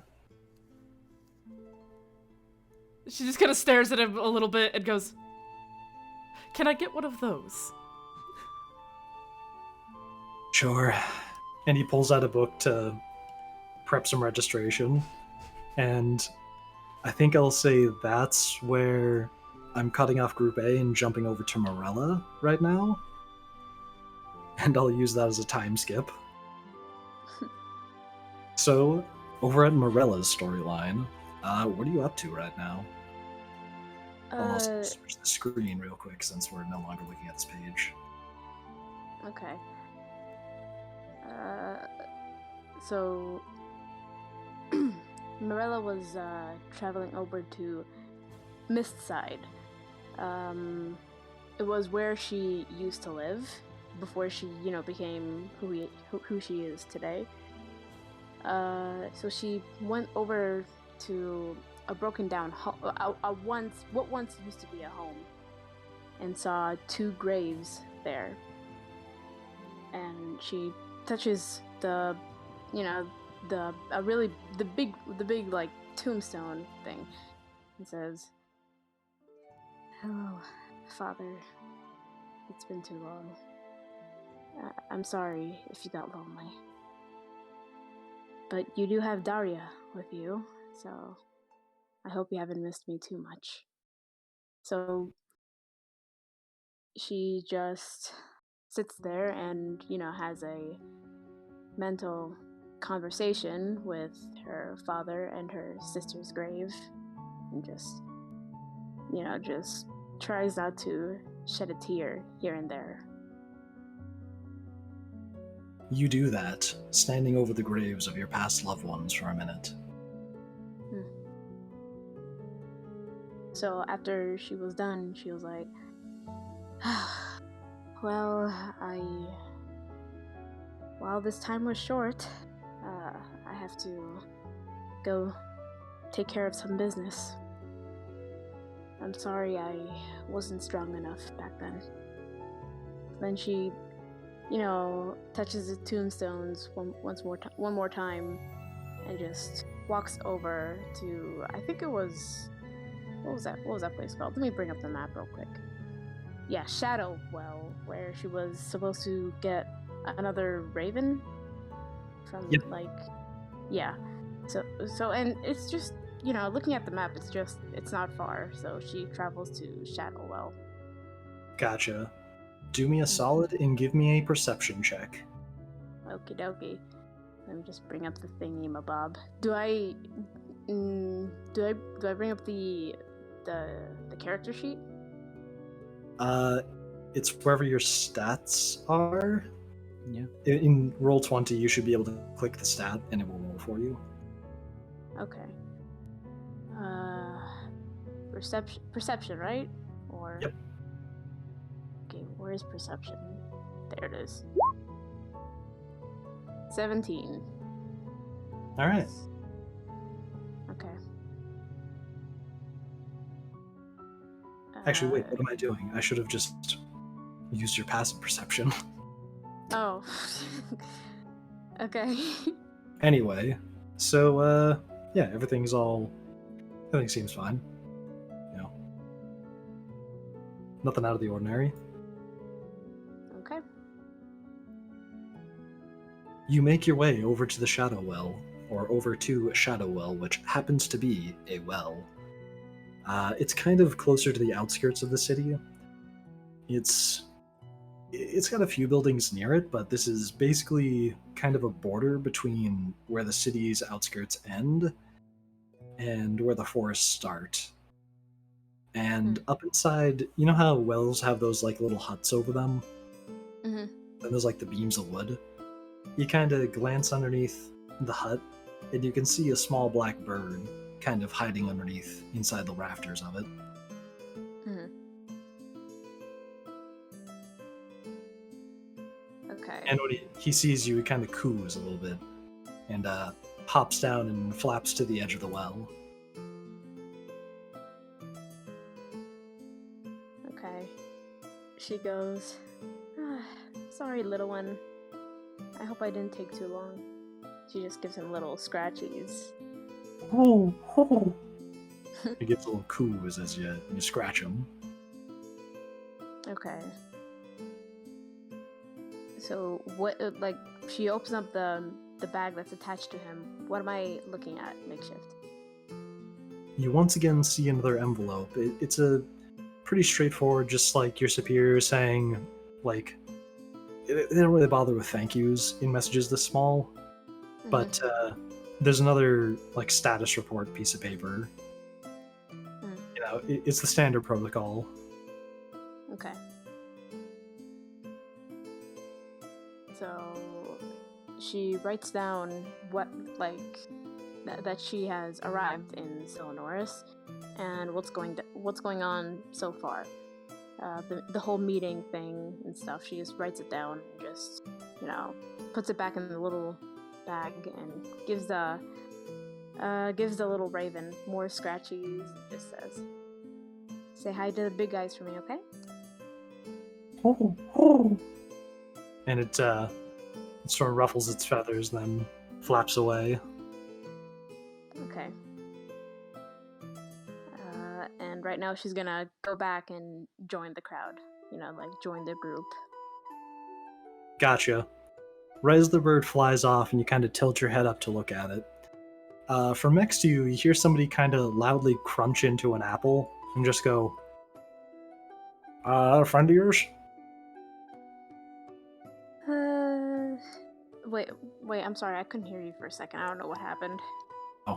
You hear somebody crunch into an apple next to you, and somebody says, "That a friend of yours?" So and so. So, what brings you to the outskirts of the city, where nobody else is right now? Just meeting up with some family. As you look at this individual, you see he's kind of a taller dude with like a bit of a slouch to his back, and he's holding this apple, and the look on his face is mostly confused as he's looking at you. And he's just like, is that all? He like glances around himself and kind of like points his arms around and goes, nothing here slightly out of the ordinary. And then she goes and just points at 2 graves. Yes, I saw you were wandering over those, and I assumed you were paying your respects to them, correct? What else would I be doing here? Perhaps sending a secret message through a intelligent bird to higher-ups that I don't see right now. Do you have anything? He takes another crunch out of his apple. Do you have a problem with what I'm doing? Not a problem, but I'm interested in secrets. But far more so at this point, I'm interested in the girl dressed in that outfit. Not actually all that dissimilar from outfits I've seen around here. Who just sent a secret message via messenger raven, then had me appear behind them, and doesn't seem the slightest bit concerned. He takes another crunch out of his apple. Well, secrets are meant to be kept. So, let's let this secret stay a secret.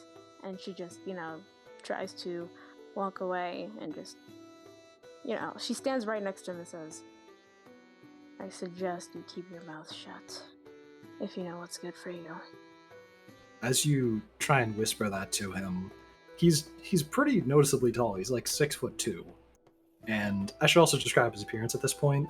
He seems to just have like an animal pelt as like a waistcloth, and he does seem to have pants on under that. But aside from that, he just has like another pelt slung over his shoulder as like a shirt. So he's mostly just shirtless right now. Ooh. And he's just looking down at you eating this apple, still beyond puzzled as to why the person he just snuck up behind and watched deliver a secret message is just casually like, whatever, man. Well, hey, that's Mirella for you. He goes, "So, I figured you'd probably want help finding your friends. I couldn't help but notice you parted ways with them a minute ago. So you were following me. Yeah, absolutely what I was doing. Curiosity kills the cat, dear stranger. Hey, that That- sounds foreboding. He smiles down at you. And she just laughs. Well, I don't need help. Trust me. I know this place well. You used to live here, I presume? When I was young, yes. He kind of glances at your hip and sees the mask. And points down at it. Hey, I've seen craftsmanship like that before. Was it a man named Xavier? The grave over there? Who's asking? Xavier, yeah. He looks quizzical once again and says, "Those things in your face, are they just decorations?" He points at himself and goes, "I'm asking?" With my words. No, she, for the very first time, Marella is stuttering. And she grabs onto, she's like, behind her back. She's like literally grasping onto her dagger, and it's thinking, oh, what should I do? What should I do? As she's She thinking just- that, he goes, "I'll tell you what you don't need to do. You don't need to stab me. I can smell the ink on your hands, clutching at the dagger. Iron, it smells like vomit." Excuse you, sir. Excuse you? You're the one holding a dagger. Well, Why? Did you know him? Know him. I'm the person who taught him how to do craftsmanship like that. He talked about you. Yep. It's me, dear old Joseph. It's been so many years. You get a lot taller. She literally she drops her hand. She's like, where have you been? You're asking a lot of weird questions. I live here. No, I mean, back then. If you knew my father, you would have helped him. He raises an eyebrow. Pardon? Did something happen I didn't know about? Of course, something happened. Why do you think there are 2 graves there? He turns his head Why and do- looks back at the graves. I figured they had died of illness. Illness. Well, word clearly doesn't travel fast in Syllanoris. Clearly nothing has changed. My father and my youngest sister were killed by a group of bandits. And I thought you of all people would have come to help him. He looks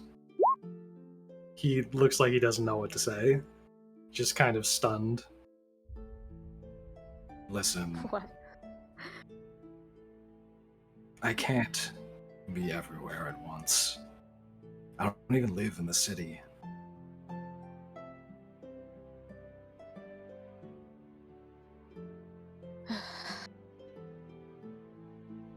Yes, it was my father's. He made it for me on that day. And of course I would keep it. I keep it as a keepsake. He told me that everyone has 2 identities. And I do have 2. So I wear it as, I don't know, Every time I fight, every time I dance, I always wear it to hide myself from reality, from what I once was. Those So- words seem to strike a deep chord with them. Two identities, you say. Do you mind if I inspect the mask for a moment? She, keeps it close to her at first. And what are you gonna do with it? I can look with my eyes, not my hands. I only need to see it a bit closer. Okay. He kind Fine. of he keeps his hands behind his back just for like reassurance, and he just leans in a bit closer to examine it. Yes. I presume you've had this for many years now. I had kept it with me ever since he gave it to me. And from what I understand, you wear this during battle? Yep. Then he grew to be one of the greatest craftsmen I had ever taught. I'm sorry. He was truly amazing.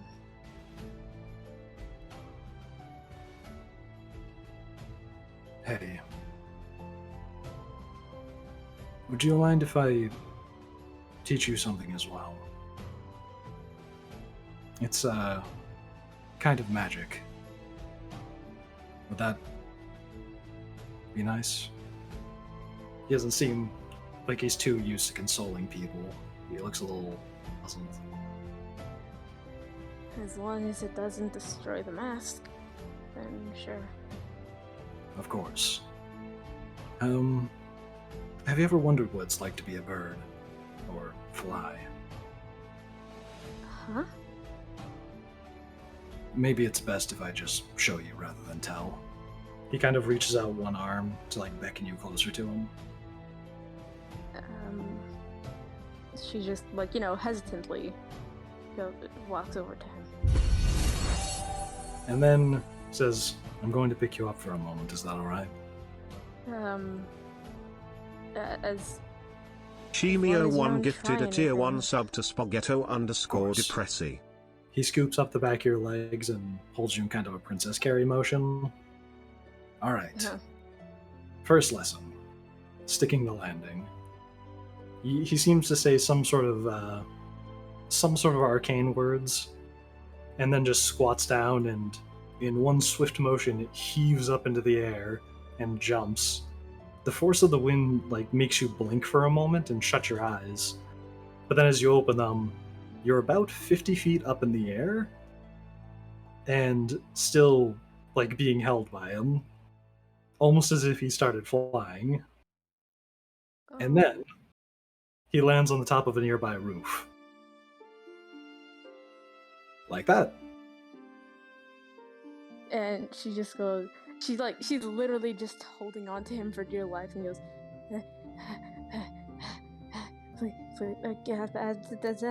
please, warning, next time. Ah, you haven't even seen the fun part yet. You see, that was the jump spell. It allows you to increase the height of your jumps quite a bit, especially for me. Now, you see, what's the difference between the initial jump and landing from that exact same height that I just jumped to? She's still trying to find her words. She's You see, she's dear still Morella? trying to find her words. Yeah. You see, my dear Marella, it's a simple lesson in physics. You are decelerating and accelerating in just different directions. So technically that initial jump I just made was exactly the same as if we landed flat on our feet from about 60 feet up in the air. So, if I were to jump down right now, it should break my legs and kill both of us, shouldn't it? Yes. Well, it won't kill me. But on the contrary. And then he takes another leap towards the center of town and just plummets straight towards the ground. Mhm. And then he lands softly. Oh, okay. And you don't take any fall damage. Under unusual circumstances, you can cast spells in a different type of way. That was also the jump spell, but all I did was use it to cushion your impact against the ground. Technically, we did the same exact thing, just in a different direction. So she tries to peel herself off of him and just goes on her hands and knees and just tries to breathe and just enjoys the grass, and is never more grateful to feel the grass beneath her. She's like, oh dear God. He gives you a pat on the back. Ah, yes. Teaching magic's a wonderful thing. Now, didn't you have some people to meet back up with? Right, yeah. I had some friends. She just, just slowly gets up, Joseph, right? Yes. I'm sorry. I'm trying to. Whew.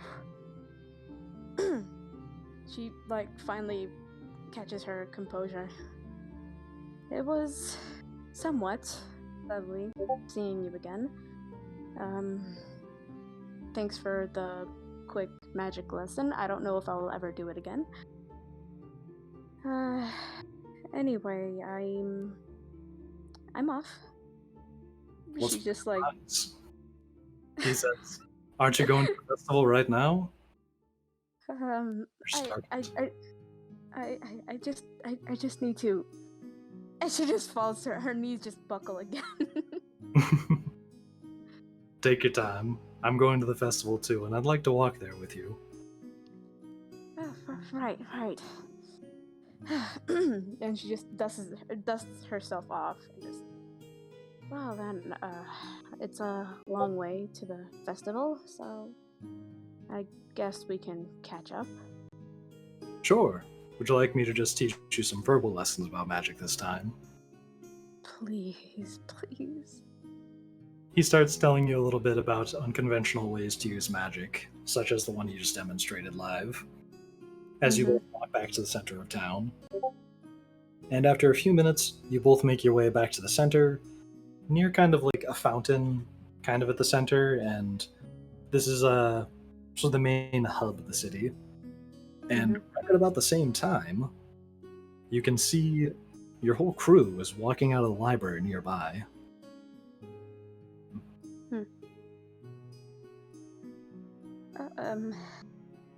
Joseph, it was lovely meeting you, and thank you for the lesson. It was nice seeing you again, really. You as well, Mirella. Take care of yourself. Sure. If you need me, I'm going to go to the pie eating competition. I win every year. Yeah. Yeah. Father did tell me of your pie addiction. Alright, see you around. And he walks over towards the, you can see like some stand nearby where there seems to be some speaker and a crowd forming at the base of it. And there's like clearly some tables set up for like eating pies. Okay. Oh. I did not expect that. And that, folks, has been the jump spell, as your boy saw fit to homebrew it. Hell yeah.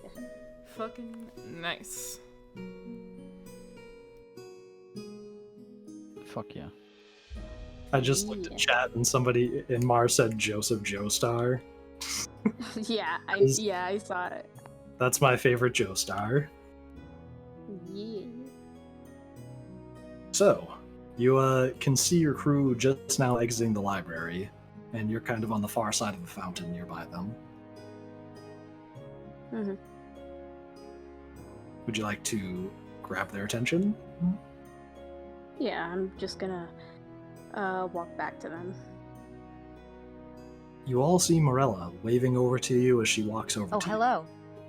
It seems like she was walking with some tall individual with like a braided mohawk, and he's just kind of walking over to like a pie eating competition, I guess. Mm-hmm. We have a lead. Cat. Those are my balls. Oh Jesus! Oh my god. Good god. May I suggest like a couple minute break to let Yasha No, relax his it's balls? fine. Oh god. Okay, well I also have to pee, so Would you like to take? Oh my- Me too. I would like a bathroom break, please. All right. Ball break, I ball also break. I also need a bathroom break. My bladder is about to explode. Oh, thank you for mentioning. Yeah, let's take a quick 10-minute break. Yeah. Alright, we will be right back, chat. Hell yeah. Stop.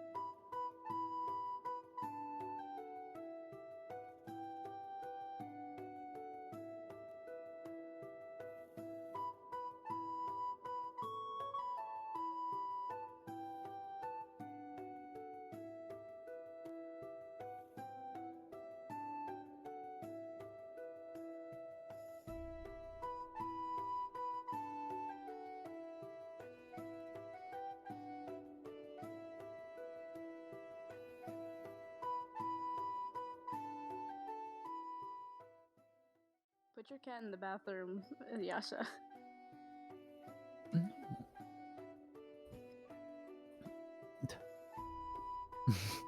No, Nope. I've fed them. They're now downstairs. Looks at Yasha.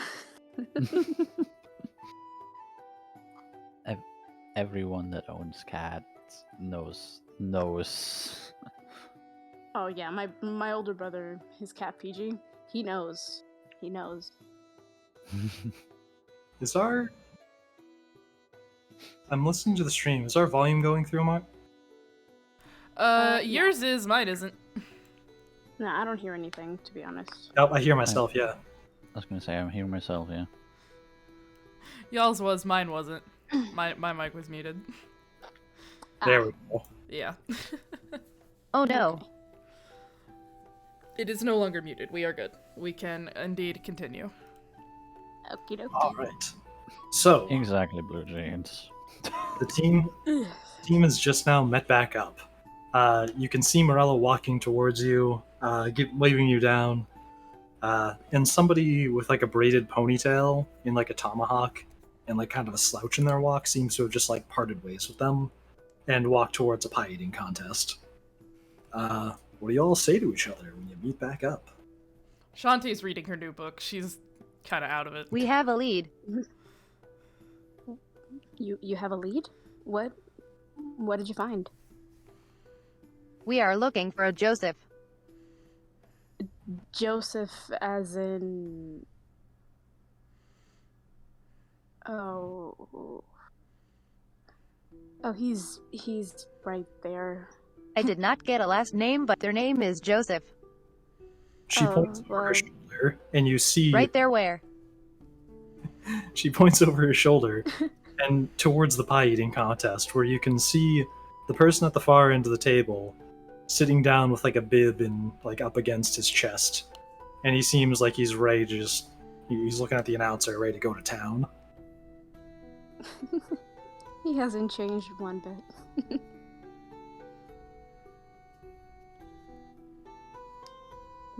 What is that is Joseph? That's Joseph. He's an old family friend. He's interesting. If you knew Joseph, did you also know an Elric? I don't recall an Elric. I rarely talk to people in Syllanoris. Joseph was all I knew.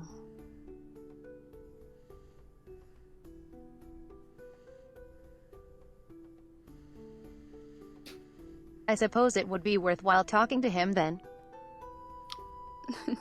Definitely. Oh, by the way, how does my hair look? Because he and I just, we kind of flew here, or jumped. Oh, is here. that It's what they're hard to calling it explain. now? I Shanti was kind of just about to say. And Shanti closes her book and puts it away. That was indeed a joke. Oh, it's hard to tell when you're joking. Did you Shanti. have intercourse with that man? All right, Sinead. No, he's a family friend, and he is way, way older than he looks. I knew him since, well, God, how old was I? I mean, some people are into that. No, but I am not into that, Shanti. I have standards. And now you are just being teased? She's trying to do what Marella does to her. Whoa, got him! Whoa. She laughed. Shitty Shanti comebacks. Shanti, you're good at this.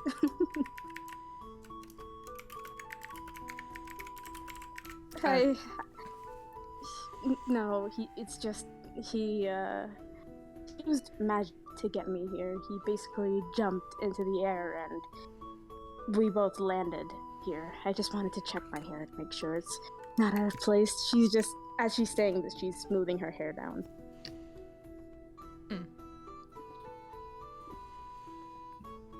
Well, I guess we have I to lean- wait I until the lean end of the over- with pie him eating then. contest.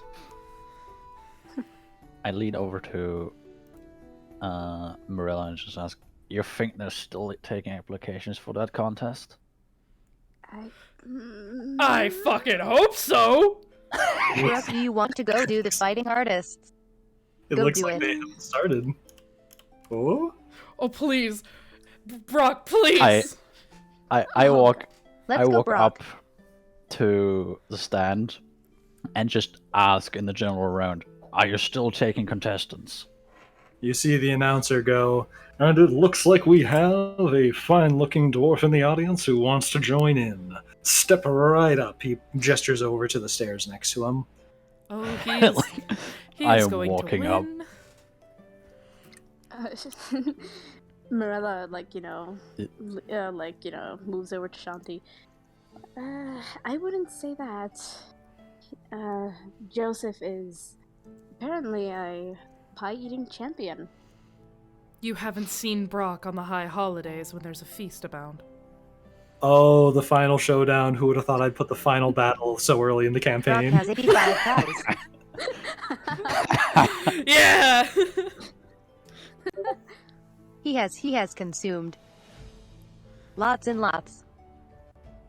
Really? Well, we'll see about that.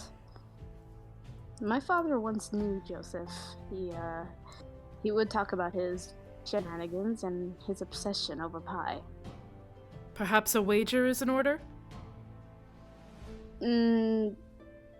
We'll see first. You can't wager after something is finished. She's how right. about instead of gold, a favor for a favor? That depends on the favor, dear Shanti. What are you? Chicken? Oh, Oh, dear Shanti. You don't know what you just did. bet. We are so betting. Wonderful. Do you shake on it? Yes! Fuck it! Yes. Shanti holds her hand out. Mirella grinning with having this evil grin on her face. The two of you shake hands and make a bet. Whoever wins gets a favor from the other. Brock, I swear to God, you better fucking win this. Joseph, you better win, Joseph. You got this, Rock. Joseph glances over to you and says, I see you a bit of a fan club yourself. Joseph, please. Well, best of luck in this competition. I'm always excited to see new faces in this area. Fuck, was it? Yes. I take it from what they said you are the champion here. For a few years, you might say. Something of a champion. May the better eater win. And I I like reach the up my spirit. hand. He Come on, reaches Joseph. out. Oh god. My toes are literally curled right now, guys. All right. The announcer starts handing out the pies, or, well, a team of people start handing out pies, and the announcer goes, all right, ladies and gentlemen, the table is full. On the count of 3, you will all begin eating as many pies as you can until I call time. Is that understood, everyone? Everybody at the table calls out yes. Joseph calls out yes. Brock. Yes, sir. Wonderful. That seems to be all our contestants. And now, on the count of 3. Wait. Hold on. I want to do something. Yes. I want to do something. Chat, we need you. No. Chat, we need you. Okay, no. This isn't a poll. This is a prediction. Oh? Who will win? No. Use your channel points to go to predict who will win. No. We're No. putting chat into the fucking bet. Yeah, chat, y'all are also No. betting. Let's go. Start the No. prediction. Let's go. No. No. All right, let's go. Chat, predict. Predict who will win. Chat. No! Use your channel points. Predict who will win. Damn it, no! No. All right, well, hold on. Give him a minute, and then they can do the thing. Gotcha. That's a lot of people saying No. Joseph. That was a lot of people Damn, saying nobody Brock. believes in Brock. Brock's a dwarf. He's got good constitution. Exactly. Yeah. That's why I'm hoping. God. Okay, when it hits No. the halfway mark, we can do like I don't know, constitution Guys. checks or whatever. Yes, Brock's in the lead. No! No! Guys, come on! Remember, this isn't actually the competition. This is just their predicting. They could be wrong. Guys, I know. Just no. I play to win. The real question is, I bet all of my channel points on the character I want to win and then rig the game. Damn it! Damn. I would I'm a mod. Stupid. I can overwrite this and just set the prediction. Oh my god. No. Okay, Oh, this is all right, we're over halfway through. Go for it. All right. 3, 2, 1, begin. Make your first Constitution saving throw. And I shall press. Oh, You can make the first one with advantage since it is the first pie. It's really easy. okay. You That see is the still line of 12. people plunge their faces into the pies, and they all start eating away. Brock, you suck. Damn. Thank you, Mars. Brock, Mars. though with a bit of difficulty, manages to completely decimate the first one. Go faster, And then Brock. Come on, Joseph Joseph. has no trouble better. finishing off his first one. Yes. However, a few of the newer, younger-looking members over to the right, one of them seems to just kind of like cough on his food, and another seems to make it through the first one. There's one of them that's out of the race. And now you all carry on to the next Constitution check. Roll your dice. 25. Yes. An incredible save. Brock absolutely demolishes the next one. Absolutely no Yes, difficulty. you Brock go. His beard doesn't even look all that dirty after that one. And then, Joseph has some difficulty with that one. He just barely manages to keep up. No. Why did I bet? And then, and the other remaining contestant, he still does fine. And now, make your third Constitution saves. This one's now even harder. Oh god. Let's go, Brock. Oh, 11. Oh no. Yes. Oh yes. Let me check the stats. Come on, Joseph. Come on, Joseph. As you start to eat more and more, Brock seems to have difficulty with this one. Come on, Joseph. This one, it seems like almost too much. He can't quite keep it down. But Joseph also is having trouble. He seems to be choking on this one as well. It's slowing him down. He managed to finish the whole thing at the same time. But the additional contestant, he just falls flat back. He could not handle the pie. He Nice. starts coughing. He's too full. He throws the towel. Now it seems like our contestants are having a little trouble, but let's see which one of them can make it the furthest. The first one to eat the next two is the winner. Come on, Joseph. The race is on. Brock, come on, Brock. Roll to finish the rest Come of on, your Joseph. Come on. Good roll. Good roll. a Come on. 13. Brock, he Oh. quickly finishes his off. Oof. And so does Joseph. You both quickly pull another pie in front of you, Oh god. and Come then on, Joseph. both make your final rolls with disadvantage. Oh, Come on, Oh Joseph. no. Oh no. Come on. Please. Come on. Please. 16. Ah! Yeah. Come on. Fuck Oh. off, Joseph. Fuck off, Joseph. 16. Come You on, get Joseph. ahead of Joseph, and it seems like you a few more slower people. You're a robot. Hold on. no, Makeshift, you're a robot. I can't hear you. Oh, I can't hear Am I you. back? Okay. Am I back yeah. now? Yeah. Just restart what you were saying. Yeah, you scarf down most of your pie, and it seems like there's only a few bites left, whereas Joseph seems to be hanging behind. Seems like he has more of it, but he's scarfing it down pretty quickly. Now, make your final roll with disadvantage. Come on, Brock. Come on, Brock. Come on, Joseph. It's Brock, looking... Brock. 17. 17. No. Oh. And he quickly piles back. He quickly shoves down the rest of the pie, and Joseph just barely doesn't manage to beat it before him. Yes. Brock is crowned champion. No! No! Yes, good job, Brock. I've I never. Getting... With arms I up. know there is a reason why I hired you. Shanti's just like cheering, Damn it! fucking happy. The announcer over you, and our winner is this fine gentleman. I have your name. My name's Brock. Brock is our champion, overruling the long-running champ Joseph. Congratulations, you've won the #1 pie eater bib. What? And then somebody else like ties a bib around you that says like #1 pie eater or something like Yes! that. I have never felt so defeated in my entire life. Stop fucking Joseph. laughing. Joseph, with his face covered in pie, reaches over to shake your hand and says, "You, good sir, are quite something." What? Don't shake his hand! I take his hand, I shake it as well, and just say, "Oh, you weren't doing too bad yourself there, sir." Lets out a chuckle. Ugh. I feel like I need to puke. Mirella And thus just goes, the competition kind of dissipates. good game, Shanti.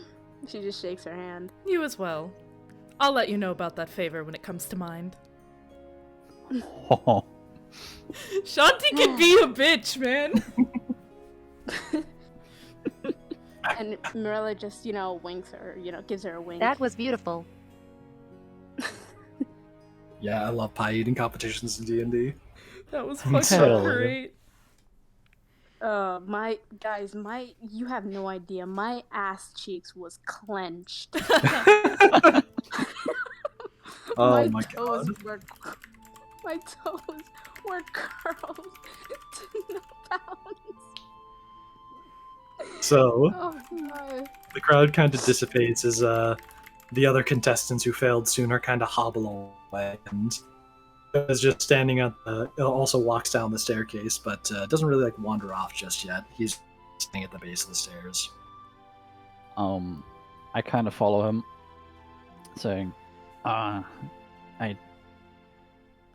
my friends over here were looking for you, Joseph." He raises an eyebrow and looks over at you as he wipes away a bunch of pie from his face and flicks it on the ground. Looking for me? Well, Yes. what could they want with me? It's probably best if Cynade explains it to you. And I gesture him to follow me to her. He squints and follows the path that you point out. It says, Synead. And looks up at the tiefling, kind of looking over at him. And he gives kind of this confused look as he seems to remember that name, but he can't quite put his finger on it. Just goes, yeah. Well, let's see what they have to tell me. And he walks over to the group. So I heard there was something you needed to talk to me about?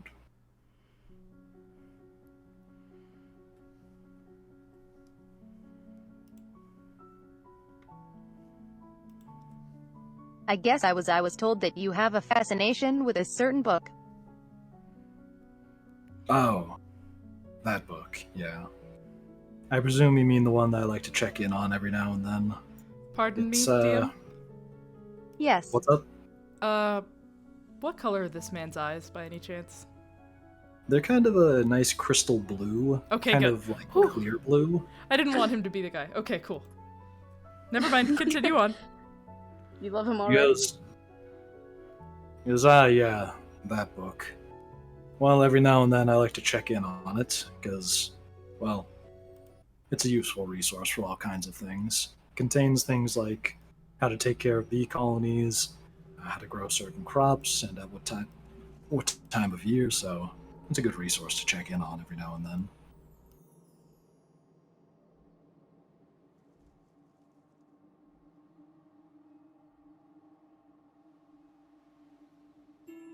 Sorry to bother you about this, but do you know where the man who wrote it is?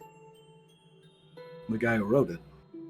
Well, you probably won't find anything about this inside the library since it's really just rumors around town, but some people think there might have been 3 different people who write that book, since nobody else can really figure out exactly who it would have been. Just a moment. I think there was one story about some man wearing a rabbit's mask. He would come to town a long time ago and help crops grow. But then other people would claim that the person who wrote the book was the person who was doing the construction, I think.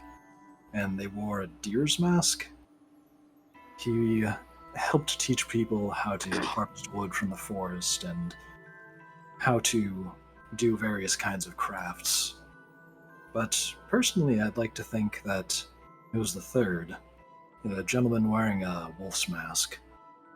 They all seem very similar, so it might just be a group of people and only one of them actually wrote it. That third with the wolf's mask, supposedly there's a few elves that are still alive who fought alongside him in some battle that took place in the north. But it's hard to say. That sort of thing is just rumors. But I'd like to think that whoever that guy was, after his long battles, he retired to a life of being an author.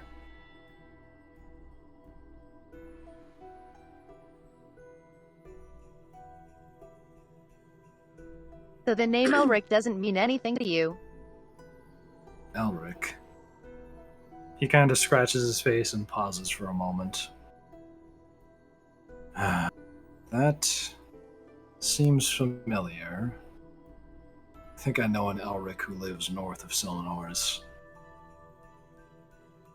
Come to think of it, since the images are North. initialed to EO, it might actually be him who's writing those stories. Again, all the previous tales are just rumors.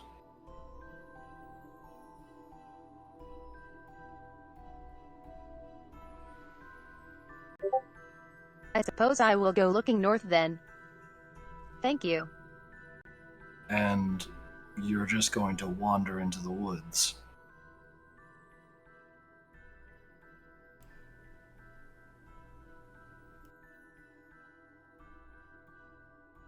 I know the threat, but this is rather important. Well, you see, I've noticed something about that book. Once I had the chance to travel to a different region, and I noticed that the same book was actually in a library located in the Golden Plains. However, it didn't contain that first few pages that you might have spotted. You know, about, he looks up and kind of glares at you guys. Those things in the woods. Deep in the woods. But the edition that's located here actually does contain it. However, they're handwritten books, and the handwriting in them is the same. So, I figured whoever was making these books, they're probably still alive. So I was inspecting that copy to see if any edits were being made, and if you looked closely at a few of the pages, you could actually see that some of the writing was erased. I can't imagine the librarian did that.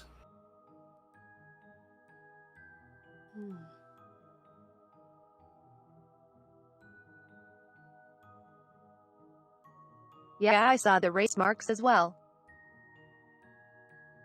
And if they're still faint enough that they can appear, I think that he's probably the one who brought it to the library in the first place.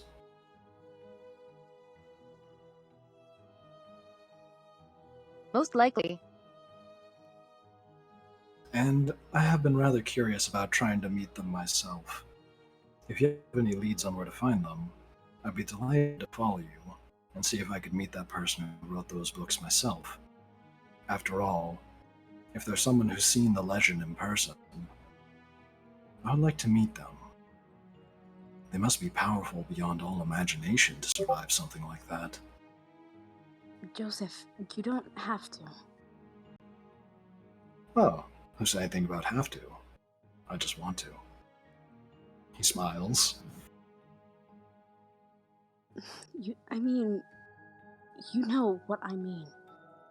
We're facing a huge threat. And we don't want any. How should I say this? Collateral damage. I don't want you to be collateral damage. Well then, if you don't want me to be collateral damage, you don't have to worry about that. I live in the woods north of this region. If anybody can guide you through them safely, it's me. So, shall we go looking for him then? On one condition. That would be much appreciated. Yes, Morale? Sorry. On one condition. The second sight of danger, you leave. And if it's too much for all of us to handle, you evacuate everyone in the area. He scratches his chin. It's a deal. Good. Thank you. And so, would you all like to now travel north? Or is there anything else you'd like to do in Syllanoris? Yes. Indeed. Mm-hmm. Ah, yeah. Yes. Joseph starts guiding you north. He leads you through some of the main roads, and then the roads kind of taper off as they start to look more and more like trails. All in all, you walk for what seems to be about, I'm going to say like 2 hours. And by that point, you're basically in the forest just following trail guides, or like marks on trees that he seems to have memorized quite well. And just kind of continuously walking, he seems to know the path pretty well, at least to where he lives. And it gets to kind of this like fork in the road where there's like some danger signs.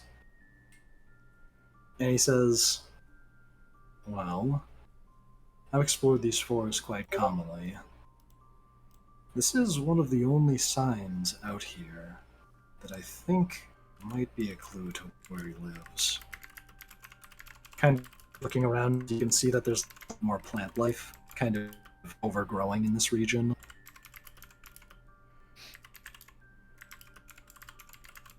And must be kind of like not well-traveled territory, because like the trees are getting thicker in this direction of like the danger signs, where it's like, hey, don't enter.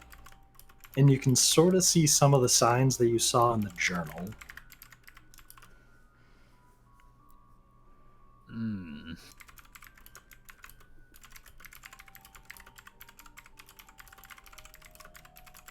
He probably would be that way. He nods. That's been my theory for a while, but I never wanted to go venturing this way alone. But, see, I have backup now.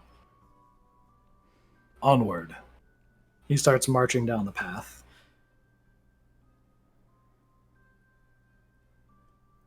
You actually thought about going out here He alone. just follows him.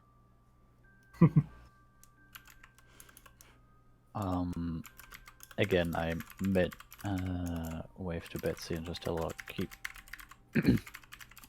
Oh, yes. keep an eye out. Betsy has been trailing you in like the trees behind you for a while, but so far they picked up nothing. Okay. Very good.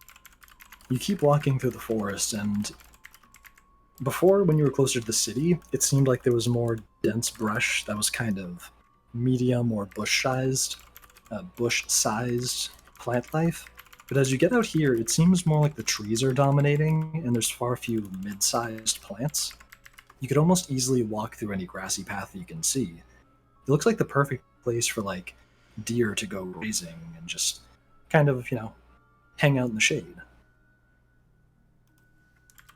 And then, as you walk for about 10-15 more minutes, you start to see in the distance that there's a small cabin appearing. And I don't like this clicking. I don't like the clicking.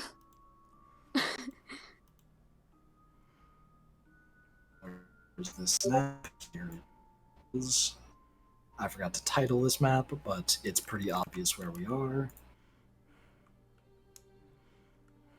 It's also kind of a sunset right now, and I tried to draw that on... I forgot to set the dimensions of this map. Sad. Ooh, Just a moment. it's pretty. Oh, Let's see if I don't royally fumble the resizing of this for just a second. Yes, please don't turn this into a fuck-up. I'm sorry, I'm just joking. It's alright. Hits the delete button.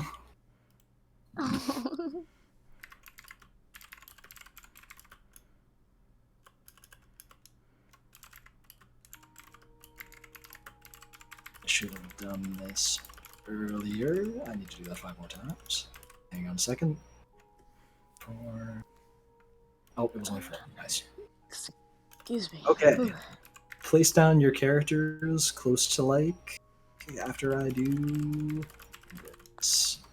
Place down your characters right about here. Okie dokie. I need to grab one for Joseph. There it goes. Alright, let me just... Shanti, cooperate. Bird, birdie bird. Bird. That's a bird. So adorable. Board. Burb. Burp. Burbidid. Burp. Burp. Caw, motherfucker. Not gonna lie, thought you were about to say cock, and I was about to be like, nope! Not on my Wrong stream, wrong stream! live stream. Yee-caw, motherfucker. Call. Scree. D&D hot tub stream. You know what? I'd actually watch that. Chat, who else would watch a D&D hot tub stream? Because I know I fucking would. Hot tub. Makeshift, don't lie. I What? know you'd watch a D&D hot tub stream. Oh, absolutely. I Hot tub. run a D&D hot tub stream. That's it. We're all doing a D&D hot tub stream. A hot tub, like an actual hot tub? We're all gonna be in a hot tub? It's a joke, but yeah. That's the Oh, joke, okay, is yeah. that it's a hot tub stream, but it's D&D. Oh, I got confused for a second. See, it's 2 a.m. I've got a smooth brain.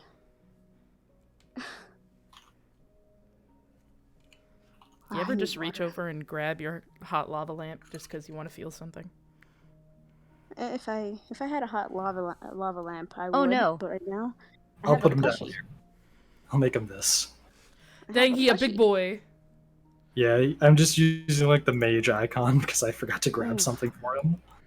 Although Big boy. he's just wearing like a pelt, so he looks a bit more like a barbarian, I I was gonna guess. say Mm. probably better with a barbarian. I've searched barbarians and they didn't have like an asset that looked like it. Hmm. How about Joseph, you let me down, man. But I still love you. I'll have him be this one because it's labeled Hunter. It looks a bit more like him. Oh yeah, that looks good. I Looks a also lot like forgot to how- fog of war the inside of this building, but it's not exactly all that much is inside of this building. Yeah, you can see the that's a windows. small little building. Small So little he kind of walks up to it. He's like, "Oh, well, just a cabin." And it goes up to the door, which I did not size correctly because I'm an idiot. But he goes up to the door. He's just like, "Oh, just a cabin," and kind of like creaks open the door and pushes on it and steps inside. Yep. It's empty. Uh, Give me a second. It's- I can do a thing. Hold Looks on. like nobody's home. I can do a thing. You look around and you just see a table with like a journal sitting on it, and you see a bed.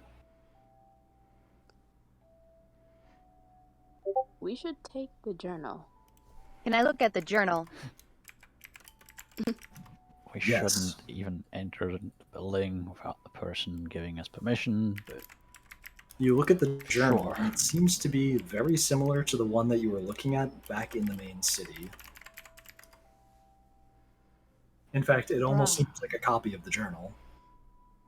Brock, darling, you should lay back once in a while. No, he's right. What if there had been traps? A spell, something. Well, that's true. I can't argue with that. R.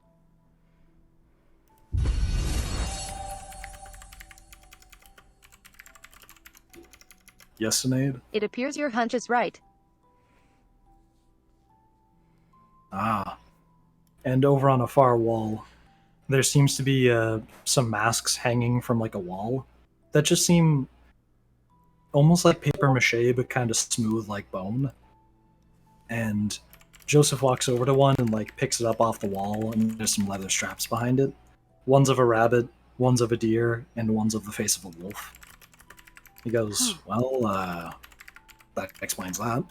I suppose it was just one person wearing some masks. Unless they all live here, but there's only one bed. Indeed.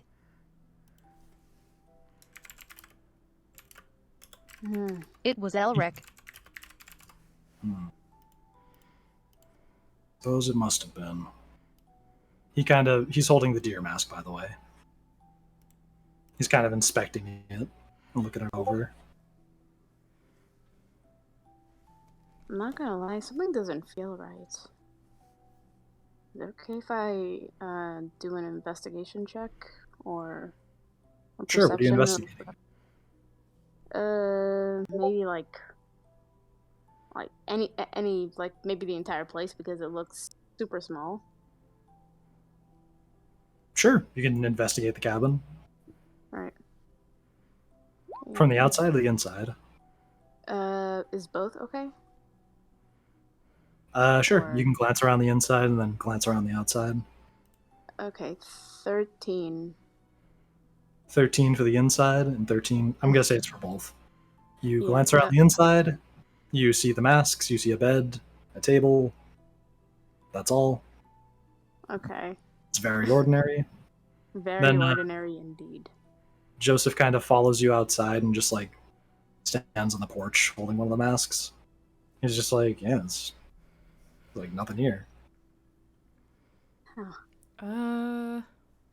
Do I have... Hold on. Damn it, I don't have detect magic. How the fuck do I not have detect magic? I have detect magic. At least I think I do. Let me check my I character's have sheet detect real magic and a wand of that of magic detection. quick. Brock, you do it. Okay. Yeah, Although- I also have detect magic. Yeah.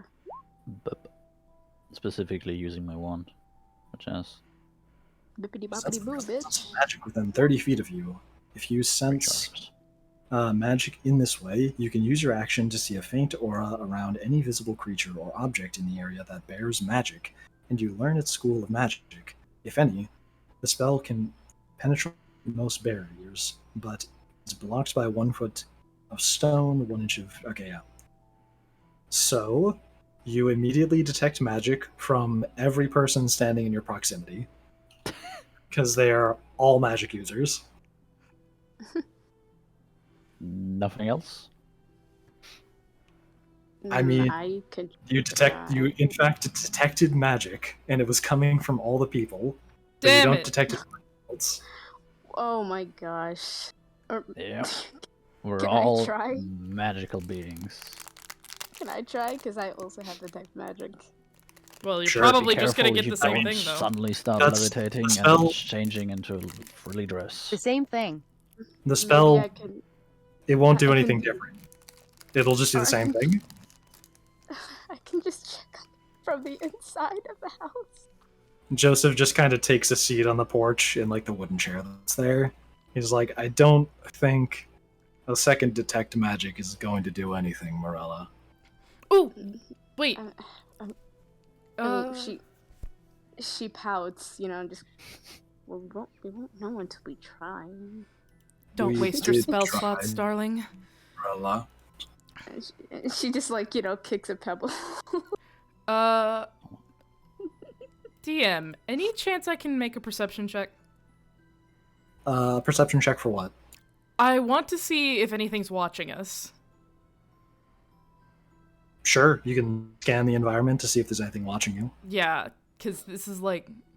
She's trying not to let the dream influence her thinking, but it's definitely influenced her thinking, so she wants to, like, look around and see if anything is, watching. Oh, that's the wrong person. Sinead, where are you standing? That's Betsy. Are you still on the On the porch next to it? Okay. Why the fuck did I do it with advantage? Hold on. I always click it back to normal and yet it comes back. Okay, hold on. Boom. Not much better, but boom. You don't even see Betsy. You look around, you see a whole lot of forest. Okay, well. Still doesn't help. She's still nervous. And then Joseph notices you, like, looking... Do you, like, look around frantically, like you're scanning the tree line? More like... She is scanning the tree line, but she's not frantic about it. It's more cautious. But you're clearly looking around at the forest, though, right? Yes. Joseph calls over to you and says, "Pardon me, Shanti. Could I ask what you're doing?" Just making sure we aren't being watched. He tilts his head. "And what would be watching us?" Creatures. Bandits. Things that wish to do us harm. She's starting to get a little sus of him, but she's not going to let it show yet. He scratches his chin. What kind of creatures?" Creatures that may be wandering in the woods. Haven't you ever heard of owl bears? Well, of course I've heard of owlbears. I've lived out here. Exactly. But they're a bit heavy-footed. Not very sneaky. Why do you ask? Isn't it normal Well- for me to be cautious of my surroundings, especially when I can barely see? Well, true. But I am curious that if you can't see, why were you scanning the tree line, thinking you might see something? I can see blobs of color. I'm not completely blind. But I can also hear things a lot better than most. Blobs of color. And what kind of blob were you looking for? A blob that isn't green or brown. He looks around. There's a whole lot of green and brown here, and most of the animals camouflage. Do you think you'd spot something in the tree line? She's starting to get a little annoyed with him, but she just huffs and kind of goes, I am just nervous. I don't like big open spaces where someone can sneak up on me. Good point. I also don't like being snuck up on as well. He stands up from the chair. I don't like this. I don't like this. Don't do anything. Don't do anything creepy. Tell me, were you looking for something...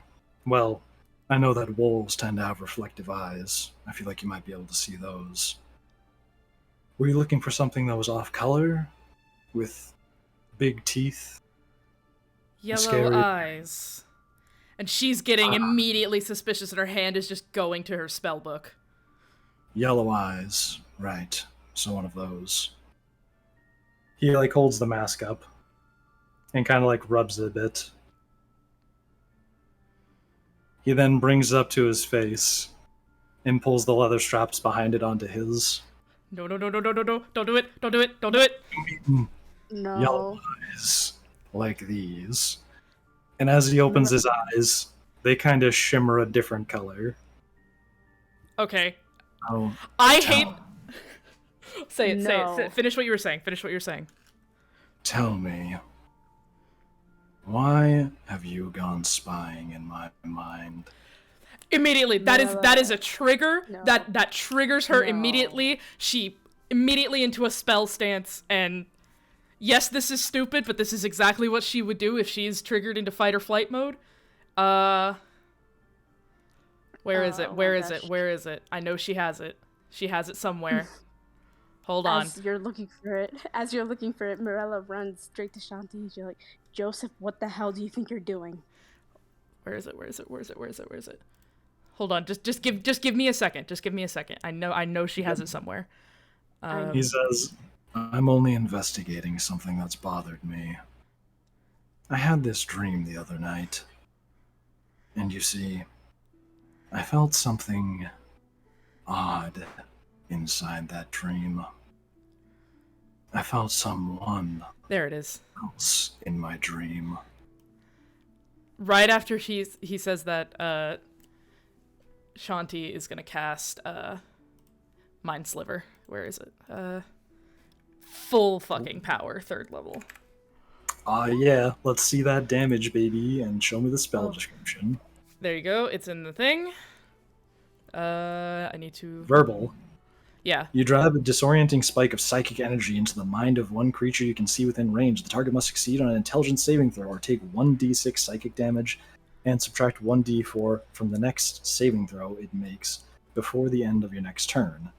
At the spell damage... Isn't this a cantrip? Yes, this Oh, is no, a cantrip. enchantment. It is a cantrip. I'm casting it as at full fucking power. Okay. Like Give the me highest a- I can. Give me a... Oh, wait, this is a saving throw. Yeah, he has to do a saving throw.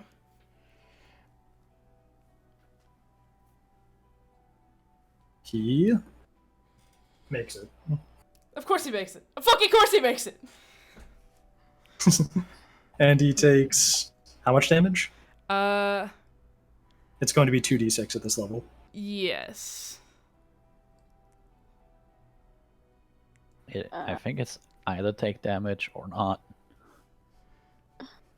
Oh, wait, you're right. Intelligence saving throw.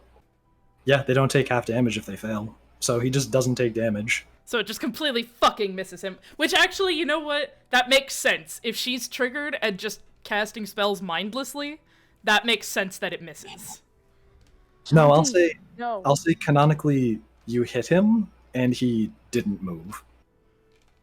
He just didn't even blink. Damn it. God.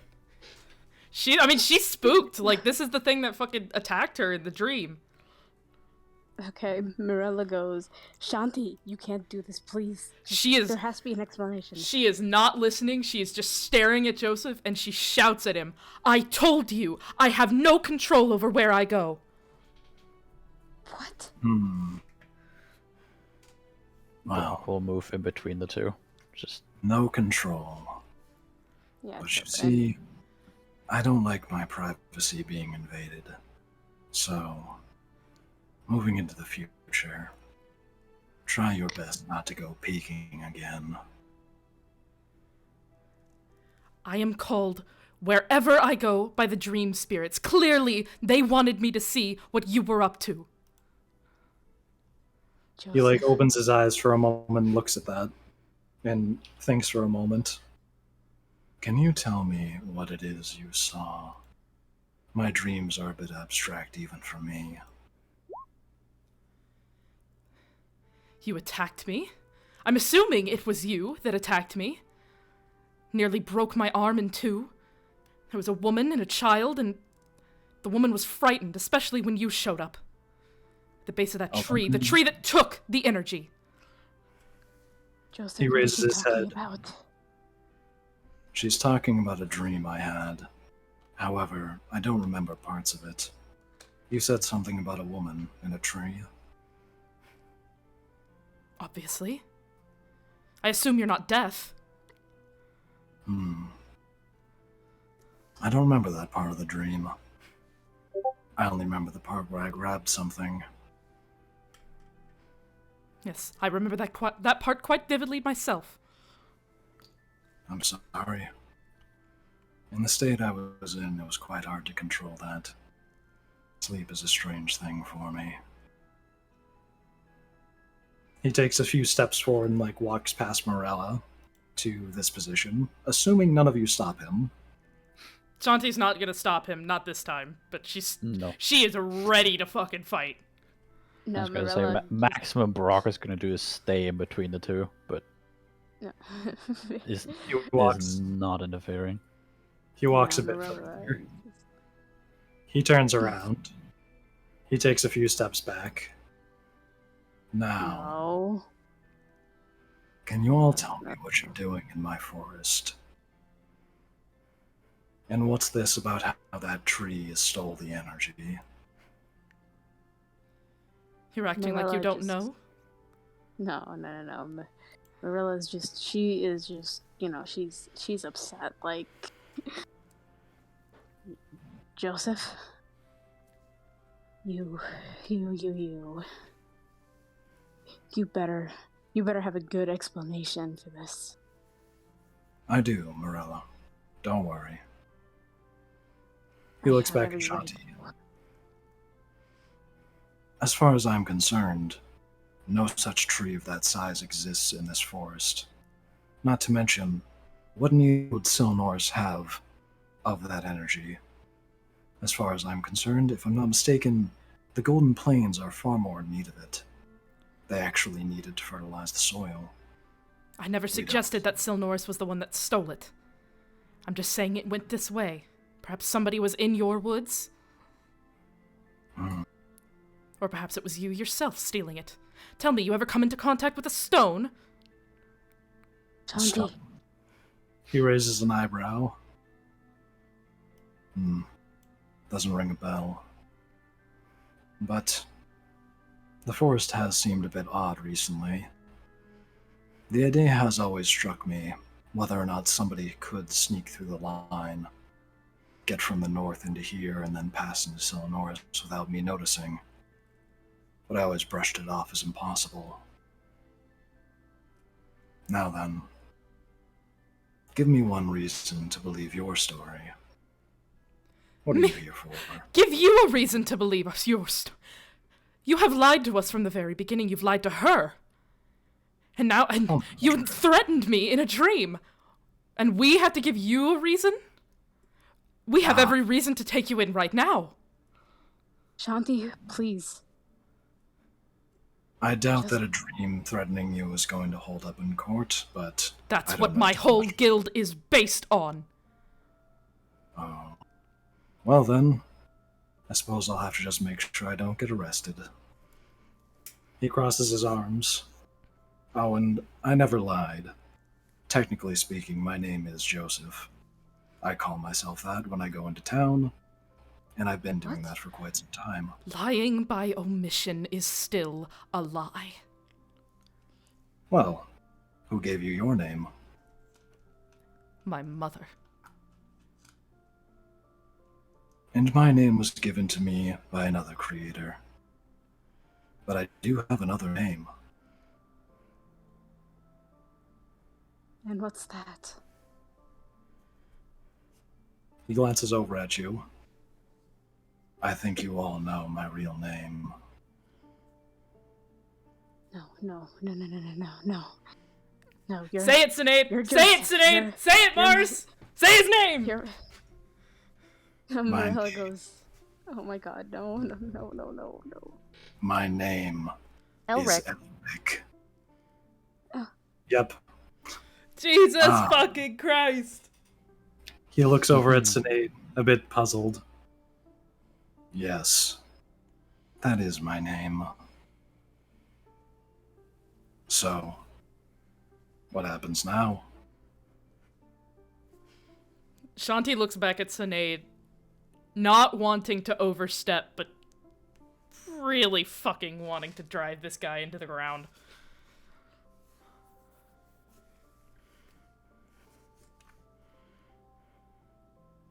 You all seem hesitant. What's the matter? Scared of a frail man who lives in the woods in a shack? I am not scared of you. Oh? She is just dealing with Pecos. I've her history. Interest. Staring. At Elric. Mars is having a seizure. In all honesty, Joseph or Elric, whatever you go by as. Sorry, what were you saying, Makeshift? Mars is just dealing with her inner demons right now. Oh, okay. Okay. As Mirella was saying, in all honesty, Joseph or Elric, whatever the hell you go by, I'm just trying to figure out on whether or not everything that you told me, everything you knew about my father, is true or a lie. So be honest with me right now. Everything, these past few years, the past few years you spent with my father, with my family, was it all fake? Because if it was, she brings out her sickle, then I will have no remorse to kill you right now.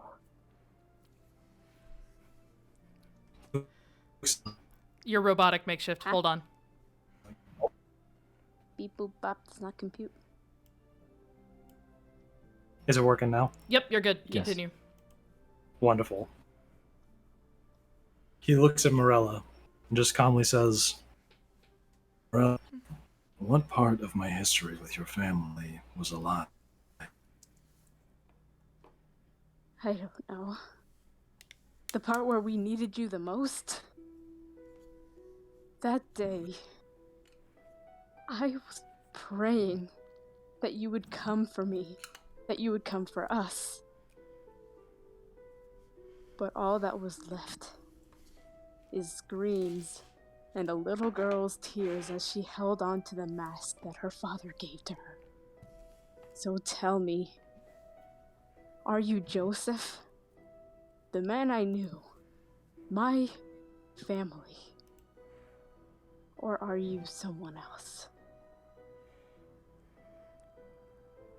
you see him clearly tear up at the sight of that and just go, Marella, please tell me, what is it that makes you think I'm some monster? I don't know. From my perspective, all that's happened here is you've all simply gone looking for me. I just want answers about why you're all here, and the fact that you, Marella, were willing to travel with these individuals. Well, sheds a good light on them. Shanti, I can say that I'm sorry for what happened, but it's hard to put to words. My mind, when I sleep, it's not quite myself. But I promise you, I hold no ill will towards you. You can see Shanti kind of relax just a little bit. And she's still very much on edge. And she still kind of wants to drive this guy to the ground. But logical brain is starting to kick in and the adrenaline is starting to wear off. And she's kind of coming back to her right mind. And she goes, fine. And she snaps her spellbook shut and clips it back onto her belt. But don't try anything. Thank you, Miss Shanti. he looks back to Marella. Now, Marella, I've never lied to you. The name that you know is my name. It was given to me by someone who was very important to me. But the name Elric was his name. I simply happen to use it only in my private writing now, when I'm looking back on the past. He kind of reaches out his arms in embracing motion. Now come here, Marella. It's all right. She just hesitantly, puts her sickle away and just like slowly walks to him, because she. Okay. Do you promise me that you're still the Joseph I knew? I promise you, Marella. I would tell you now if it was anything else. And she just jumps onto him, like, she's trying so hard not to cry, like me right now. Move your character towards him. Okay. What are I you know about this to do, is a little makeshift? teary-eyed. Huh? What are you about to do? I hear that So you laugh. jump towards him. I'm laughing nervously because I'm also getting teary-eyed. Damn. So Okay. you jump into his arms and yeah, you just hug it out. he's really happy to be holding you, and like, it seems almost like he's a bit relieved that like you now know his real name. Damn. Right. Shanti's like Yeah, fully she's just- relaxed now. She's if they're hugging like that and they both look so sincere, she's like, you know what? Okay, Yeah, he's she he's goes- not as shit as she was worried about.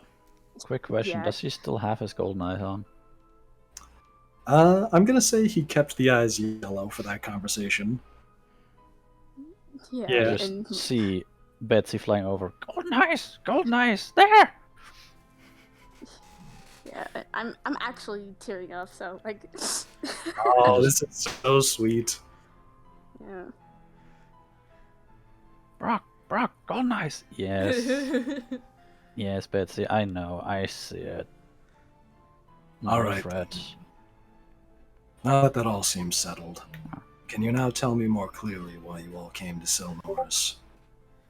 I presume the representative told you about me. Not directly. He was pretty frightened of you. Hmm. Why did you do that? Do what? Oh, scare him. He scratches his neck a bit. Is it because he's an idiot? Well, I don't particularly enjoy politicians all that much. Getting into all the reasons why would be very complicated, but to put it in the shortest of terms, Solenorus doesn't need walls, and I seek to make sure that it never builds them. In fact, the whole community in Solenorus is, well, rather stunted as it can't do much importing or even exporting. So, it remains a rather insubstantial town. It never changed, did it?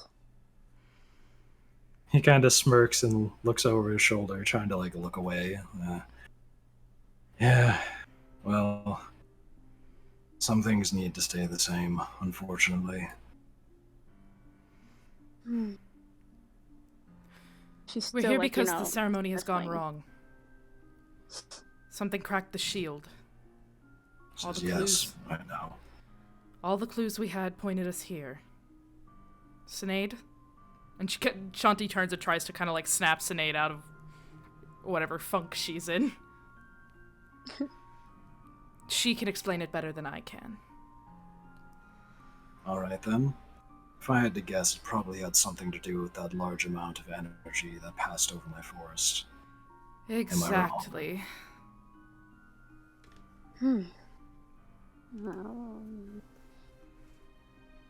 I'm only going off of theories, but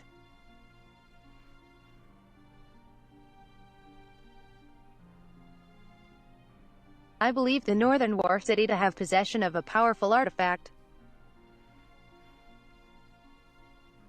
He listens closely. and I think that they were trying to use this energy to sort of make that artifact work. He scratches at his chin a bit.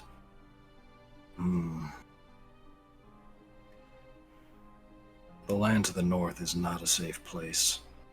And if you're speaking about the item, I think you are.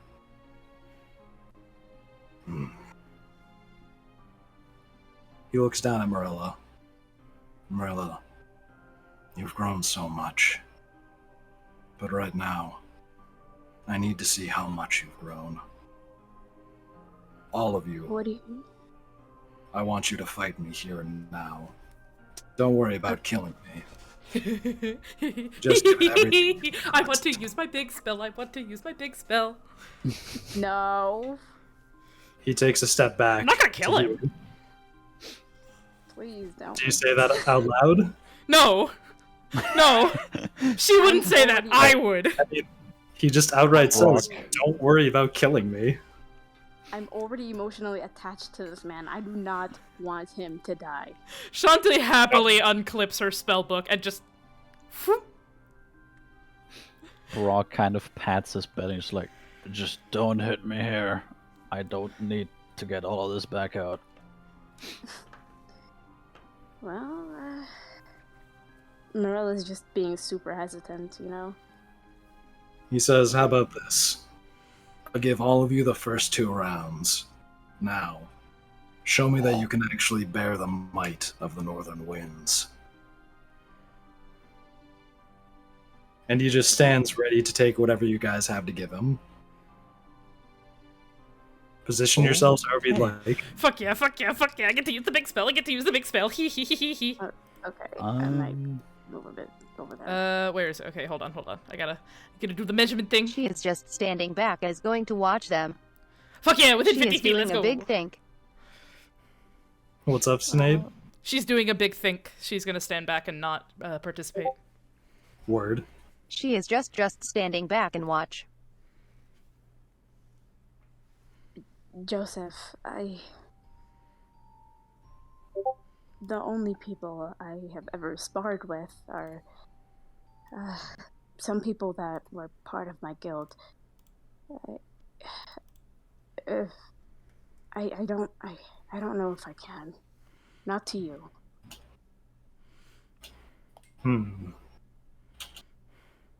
Just while I had to type something. It says, maybe you need something to prove to yourself just how tough I am. He brings his palm up close to his face and, points the palm at you. And then with his other hand, he takes one of his fingers and just very quickly jabs it towards the other. And you can see that he immediately pierces his hand, and blood spurts out the other side. Fucking oof. Says, now watch this. He pulls it back out, holds his hand up in front of you, and the hole pretty quickly disappears. Good as new. How did... Teach you sooner or later. But for now, just show me that you can handle the north. I can't let you pass without it. Well, she does not put on her mask, because she only wears it in battle. If it's sparring, then she just keeps it off, by the way. Well, Father always told me you are one hell of a trickster. Okay, He then. smiles. Now show me your tricks. With pleasure. Do we have to roll initiative, or can I just go first? I'll just say Shanti, Marella, Brock, and Sinead, if they want to chime in, that's the initiative order, and he goes last. Okay, and you cool. get 2 turns before him. Yay! You're too excited for this. I want to Oh, use the big spell! I have a big spell. I want to use it. I've never used it before. Okay, how do I roll for initiative again? We're not rolling for initiative. We're not, I just named it. Yeah. Okay. Ooh.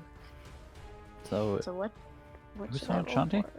Yeah, it's me. Shanti's going first. Yeah, I What get to attack? use a big spell. Okay, I have big spell. I use it at max level, which is Oh. right now I think Okay, I have 2 in cleric and 4. Okay, I get to level 4. I use a level 4 spell slot on the big spell.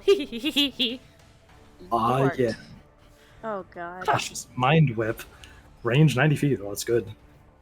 You cyclically lash out at one creature you can see within range. The target must make an intelligence saving throw. On a failed save, the target takes 3d6 psychic damage, and it can't take a reaction until the end of its next turn. Moreover, on its next turn, it must choose whether to get a move, an action, or a bonus action. It gets only one of the 3. On a successful save, the target takes half as much damage and suffers none of the spell's other effects. Please don't save. Please Alright. don't save. Please don't save. Please don't save. He's gonna get it. It's gonna miss him. It's gonna miss him. My poor spell. Oh, he didn't make the save. Yes! Big spell time! Here you go. Guys, do you know Roll how damage. Roll damage. Roll damage. Roll damage. How do I do the thing? much? Oh my god. how much was it? 3d6? Yeah, 3d6. Just slash R and then space and then 3d6. 3d6. 13! He takes 13 damage.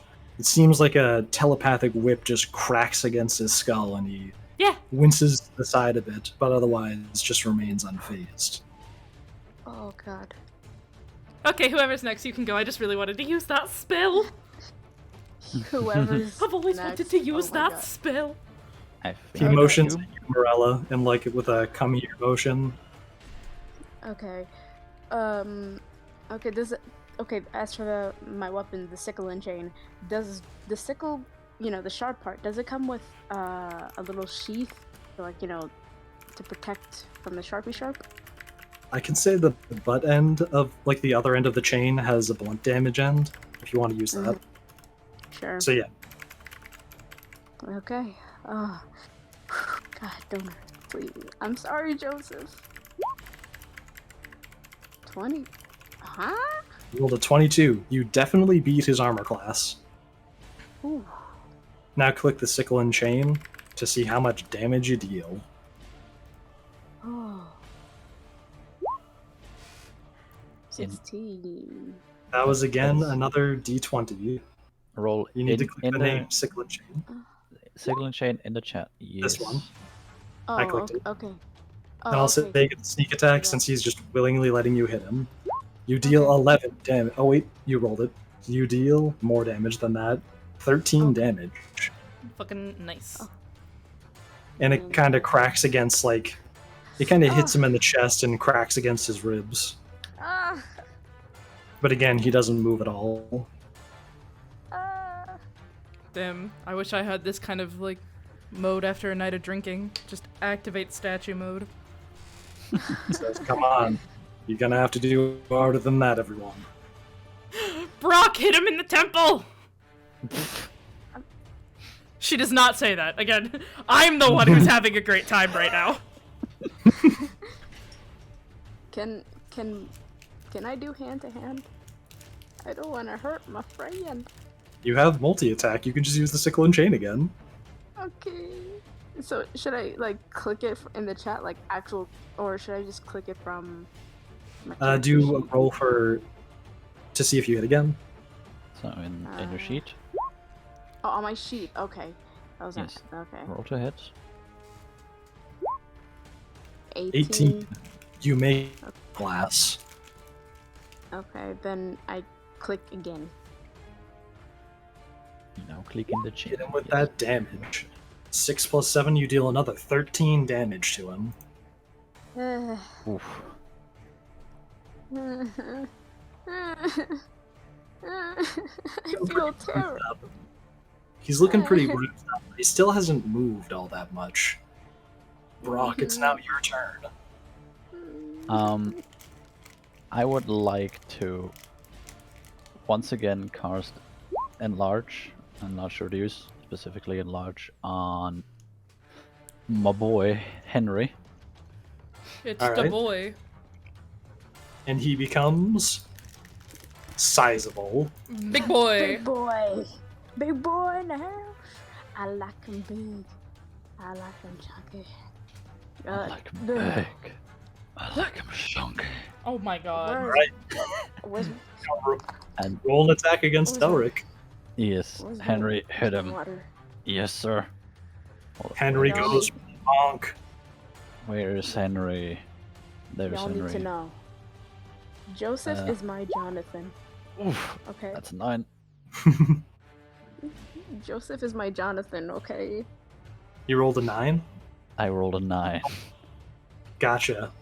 It seems like he brings down his. Does he have an axe or a hammer? Henry has claws, He has claws.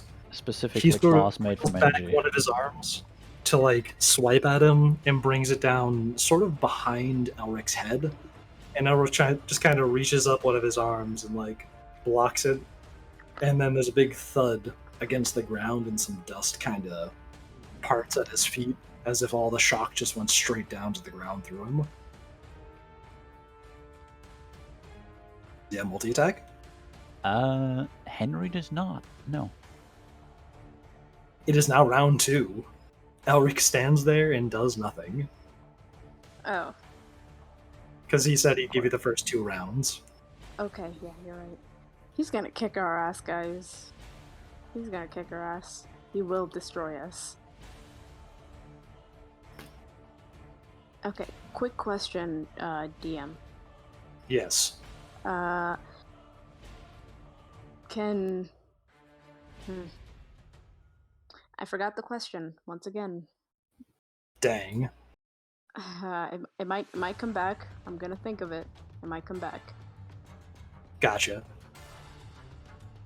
Shanti, Feel free to attack once again. Let's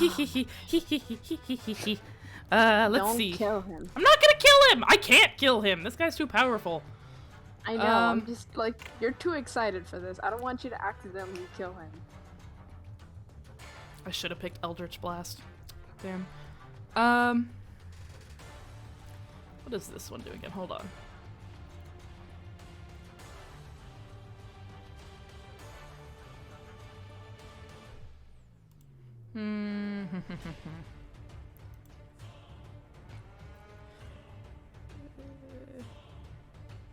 Yeah, fuck it. Inflict wounds. Let's go.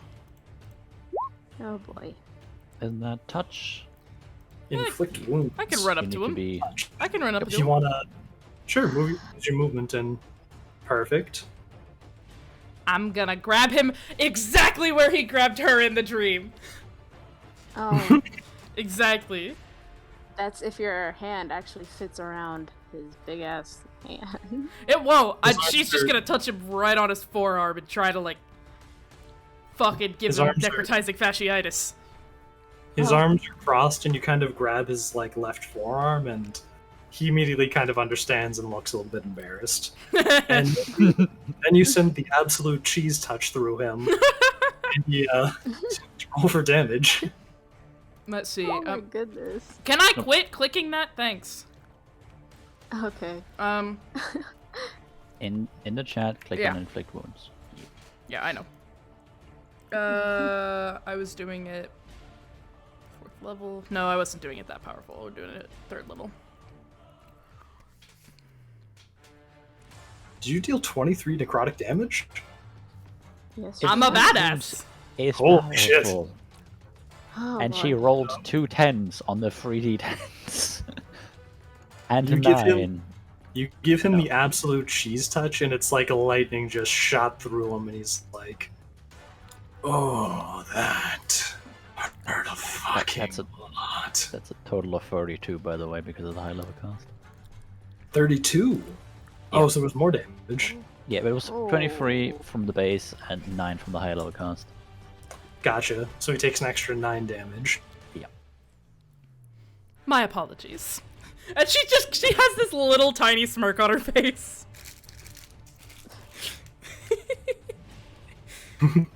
Hang on, the description says... Listen, fucker, you give me Patriotic. PTSD, I'm giving you necrotizing fasciitis. Oh my goodness. What kind of damage did that deal? It was necrotic, right? Necrotic, yeah. Gotcha. You can see like a bunch of steam kind of coming off his arm, as if like a bunch of the cells in it had just died and are giving off moisture. Just like, Oh, that fucking hurt. Not bad. My apologies. Return.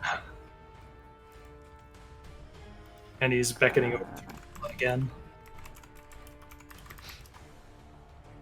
Oh, okay. Okay, is Shanti's turn over, or? Yeah, I'm done. It's over. Oh, okay. Try not to hit me with Um, your sickle and chain. I'm right in front of him. Okay. Okay, I'm actually gonna do something else. Mirella wants to, swing her chain, like the blunt end, onto his leg and just trip him. I am right in front of him. You're right in front of him? Yes. Why? Because Move I had to- to touch him. Move right here. Oh. Oh. Then you'll be in range. Move or right like- where? I'm pinging it. Yes. Oh, okay. There you go. Thank Okay. Now you Okay. won't hit me. Oh, God, I hope I don't. It depends on how much I roll. Okay, so I'm just Don't gonna roll a one. trip. No promises. Okay, roll the sickle and chain, right? Yes. I want to trip the man. 20. Ooh. 24. Great roll. You wrap the chain Oh. around his leg and make a grapple check with your strength against his. With strength? Okay. Yep. Where is strength? Oh, I can't see shit. Strength. 11. You give a good yank at his leg, but he holds pretty firm. He doesn't move at all. And then he And she says, just- I like the creativity, Mirella, but I'm a bit tougher than that. How are you? Obviously, she says. And now it's Brock's turn. All right. Brocco Bonk? Brocco Bonk? Brocco bonk. Brocco Go move bonk. over here. Bronco Muy Bonk! Brocco. Bro- And he will say to Henry, "Hit him more." Wait, I have it. Where is it? I know I have the bug somewhere! Which correct one? Make your rolls. I- Damn it, that's a goose! No, that's perfect. That's Where's perfect. my Someone book? clip that. Someone clip that, please. He can't be goose! Someone clip it. I'm begging you. There it is! Bug! Alright. I will Yep. make my 2 attacks. That is a 21 on my hammer. You hit. 7 blunt damage. Nicely done. Second And attack now? with my hammer. That is a 14. That is a miss. Sad. As you Ah. swing your hammer, he just kind of raises up one of his arms and you smack against his elbow, and it seems to just diffuse all of the momentum that you built up from this swing. And then Henry attacks. Also a 14. Oof. He also misses. As Henry tries to give him a big old backhand with his axe, Elric once again, or with his claws, Elric once again does the thing where he just reaches out his hands and braces the impact against the ground. This time he's pushed back in this direction, 5 feet. Says, nicely done. Some strong hits. Now, watch Oh, boy. very closely, all of you. You'll need to be prepared for your enemies to do things you don't expect, or that you've never heard of before. Now, He's pulling his I'm cock going out! to show you magic you've never seen before. He brings up his That hands didn't- in front of him. Damn it, that And this- didn't come through. I shouted he's pulling his cock out. No. Essentially. Not really, no. Don't worry. Okay, thank God. I thought the word conch was not allowed. Only he for me. digs his He crouches down towards the ground and digs his fingers into the earth in front of him. You can see his eyes start to glow like quite a bit more yellow. Like there's almost like light projecting out of them at this point. And you can see blood kind of spurts out of parts of his arms and veins like really pop out from them. He looks up and Joseph. says, "Get ready, all of you." And then he heaves the ground up. And all of a sudden, Damn it, the fucker took just my a- move! a wall appears in front of you. Make a dexterity saving throw with disadvantage, all of you. I was about to do that! I was about to mold Earth, you... This fucker Oh, reads my he's- mind. He's not just molding Earth. He's molding a Oh. lot of Earth. Dex. Okay. I'll roll I plus got a 10. Henry. At Oh least my I got a goodness. 5! Oh, he has them activate. Ooh, that's You all fail the dexterity saving throw, and now Ah! there's a massive wall of grass in front of you, and you all fall backwards into a pit. And it seems like this pit is like a quarter of a sphere. And then, as you're all laying down in the dirt wondering what the fuck just happened, you see like the sunlight kind of illuminates an image, or illuminates this point high up in the air. As Elric jumps very high up into the air and lands on the top of this wall of dirt, and just goes, Now, everyone, what would you have done if you tried my life and I was about to turn the dirt here into your sarcophagus? I know what I'd do! I know what I'd do! He raises an eyebrow. Shanti just kind of looks at him for a second, flips through her spell book for a half second, and just goes, "Ah, here it is. Mold Earth!" You give that a shot. I would like to mold Earth to basically, basically fuck up this little pit thing and put us back on level ground. So I basically want to turn the pit into a plateau. I should note that you're in like a quarter of a sphere, which is like 20 feet deep. Yeah, I want to raise it back up. I want to slam my hand into the dirt and do that again, and bring it back. You know what? Give it a shot. Roll a wisdom save, I guess. A save or a check? Check, sure. I'm just checking because I'm just checking. If you get a 20, I'll have something. If you get a 20, I'll have something happen. My modifier is +4, mate. Come on. No, I mean that. Okay. I got a 20. No, put it in chat. I need to see it. It's in chat. It's in chat. It is? Yes. It's in the roll 20 chat. Suck No, my dick. I got Not a 20. 20. No, Dirty it's 20. not a nat 20. It's a dirty 20. But it's still a 20. No, Dude, save it. Getting too early. don't fuck However, with this, It's man. still it Come would. on. Stuck my dick. It's a 20. Okay, how about this? What part of this wall of dirt do you want to try and move? I didn't want the wall to move. I wanted the pit to go back up. Okay, give it a try. What I did? Okay, well, That's what she just What's- did. what part of the dirt do you move? The beneath you? floor underneath us. Okay, a 5-foot chunk of dirt lifts up beneath you. You are now only 15 feet deep in a pit of dirt. I fucking hate you. I don't know what you expected. It's a 5-foot cube of dirt that you can move one space per turn. God damn it!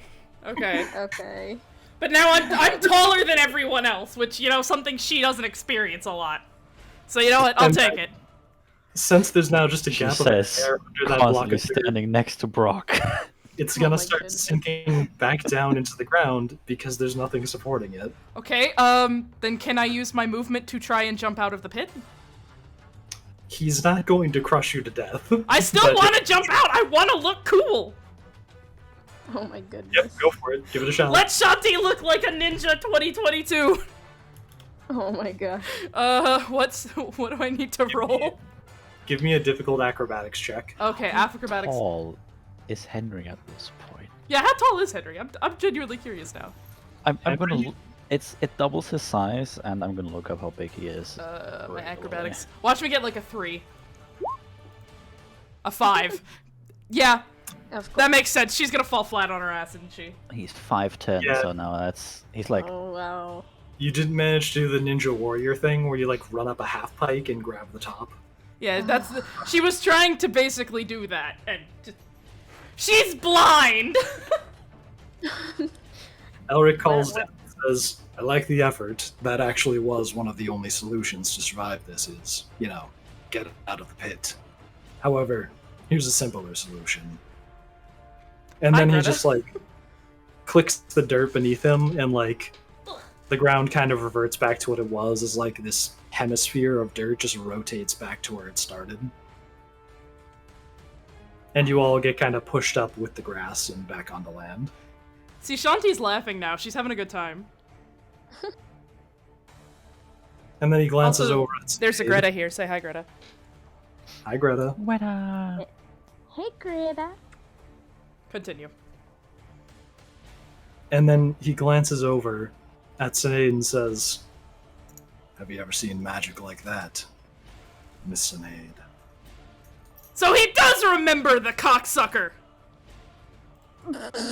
He does fucking remember.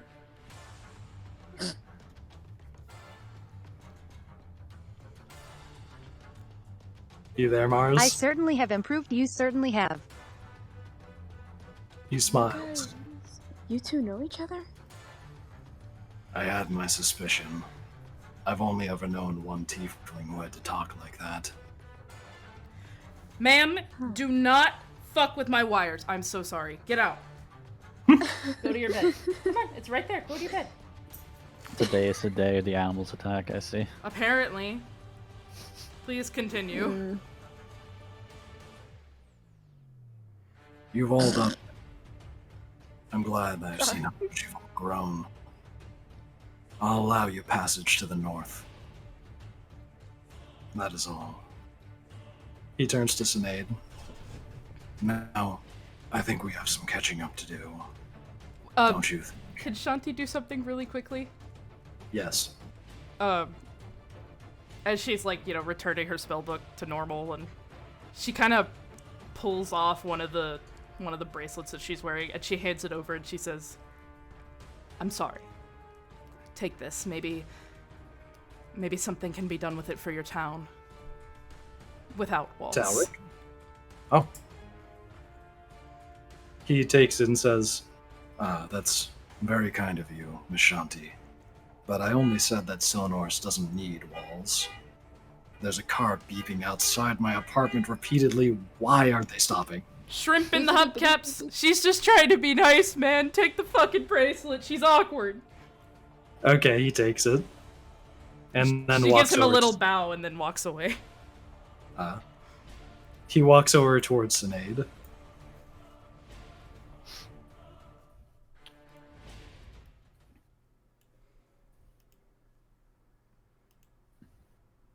I believe you are right.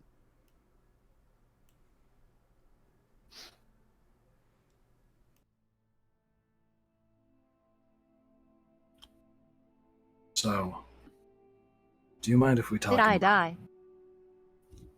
Come again? No, you're still here. You hear me? We can Yeah. hear you. Now we can. Okay.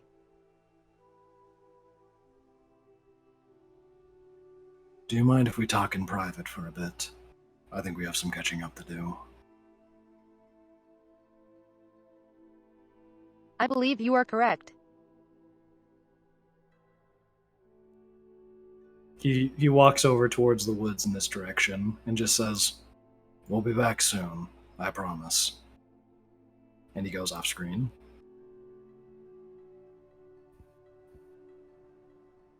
It is at this point that Brock collapses. Yeah.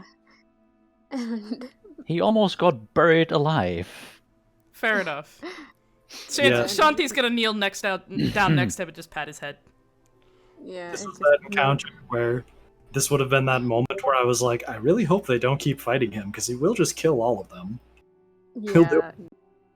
Yeah, and Mirella just, No. also, The also just- moment you put him into a pit, Brock was not going to fight anymore. Not after the amount of shit that happened to him in the mines. No. Oh, no. So All right. Marella also just, she also just falls to the ground. And just starts laughing. It's a genuine laughter, one that you'd never thought that she would ever, hear. So she just he never changed. He's stronger than ever. I remember those days when him and father would just spar right outside home. And she just keeps laughing. I And missed now- him so much. We cut over to a scene. I think my roommates are shouting through the door. We cut to a scene between Elric and Shanti, or no, not Shanti, Elric and Cynade, where Elric's leading the way and Shanti's close behind, and he calls over himself. I think at this point we're far enough away that they can't hear us. He turns to face you. So, how have you been?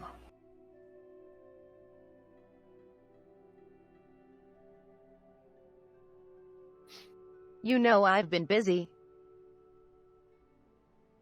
I can see you have certainly grown. You could say that.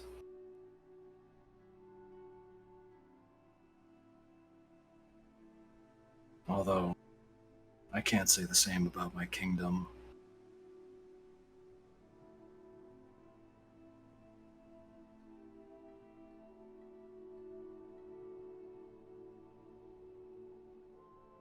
I didn't mean to leave like that.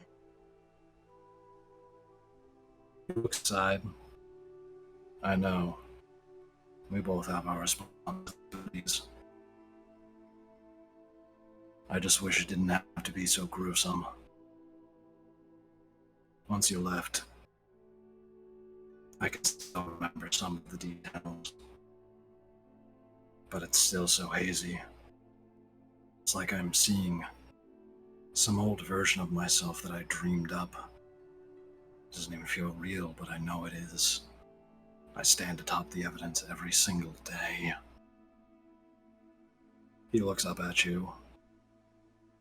Once you left, they built walls to protect themselves better, but they weren't perfect.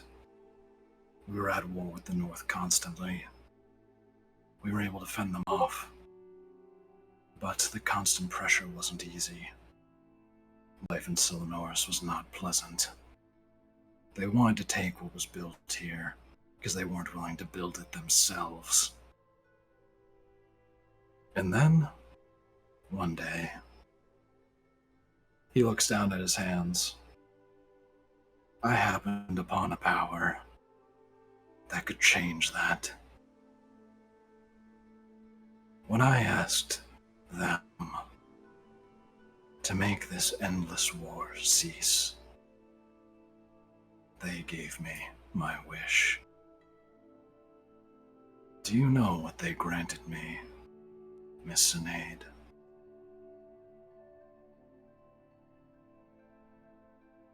Did they make you immortal? Oh, they made me more than immortal. She made me a king. He takes off that deer mask that he was wearing. He's looking pretty beat up still, but as you're speaking with him, you see that, like, he drops the mask, but he allows for these things to grow out of his head. And you see some very sharp, spiked antlers grow out of the top of his head, and his eyes grow a very deep golden yellow. As they start to, the pupils get less round and a bit more jagged, like he's losing his vision a bit. And he points up at his head. That there is a crown,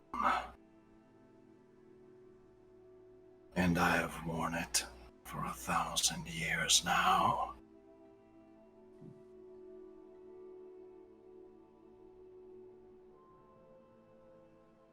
Did you make a pact? A pact of sorts. That's of no concern to you now, though. I'm now far stronger than you could have ever imagined. He gestures back to the clearing that they were in. What did you think of my magic? Is everything you could have hoped for?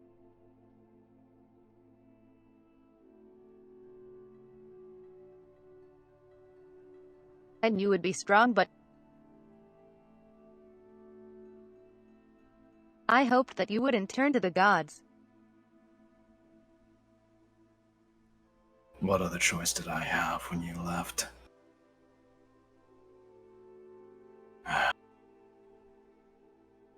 The antlers I kind had of... no choice to leave. Yes, and I had no choice but to accept help. My home was being destroyed. But I can't bring myself to give up this power just yet. But I have a plan. There's someone I've been looking for, and you might be the only one to find them. I don't entirely disagree with your decision to find the stones again. But before you do, I need to ask that you find something for me.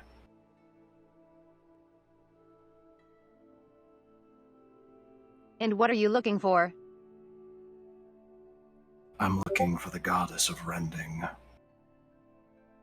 She's the only thing in all of reality that can separate me and my goddess from this endless nightmare. If you bring me her in whatever form she's in, I will not be your enemy.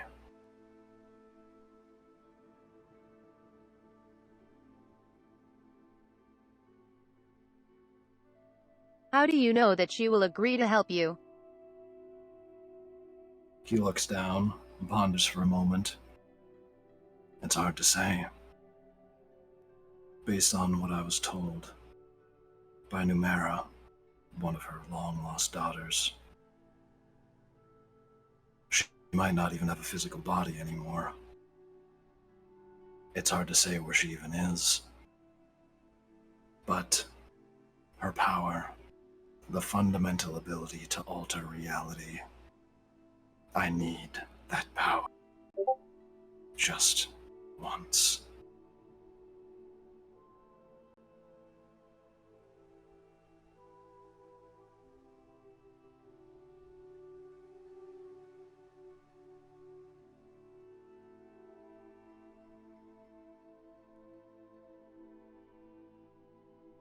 The gods are a bunch of liars. I will try to help you, but I can't say for certain that she will not swindle you. I know. And just to be certain that we're clear on these circumstances, just know that I will still come to the defense of just one god. The one who gave me this power. And if you seek to betray me, well, I could wander right into that city of yours and kill everyone there before sundown. And I doubt you'd be fast enough to make it there to save them. You think? You think you could do that? Oh? I know I could do that. You have no idea. What? And Then she raises her hand and he just gets blasted back. As he gets blasted back, he's sent through, I'm gonna say, I'll roll a d20 for this. Put him in a fucking coffin, bitch. He's sent through he's sent through three rather large trees that all get toppled immediately as he's blasted through them. And he lands kind of firmly in the dirt. It's some anime battle shit right there. Do we And do just- this? No. There's a reason Oh. why. He casts a spell that prevents that. No. He kind of stammers back up to his feet and She then props- approaches him. Wow. I was a bit You would surprised. be harmed by people. Child.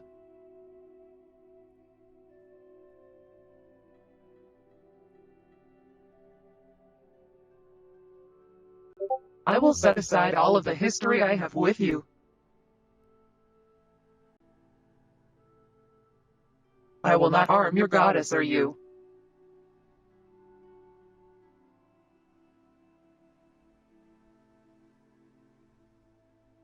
But if you so much as harm a single head on any of my people in any of the cities, I will end you. He puts his hands on your shoulder as you're probably grabbing him by like the pelt that's around his shoulder, and just goes, It's alright, Miss Sinead. I think it's best if we don't become each other's problems.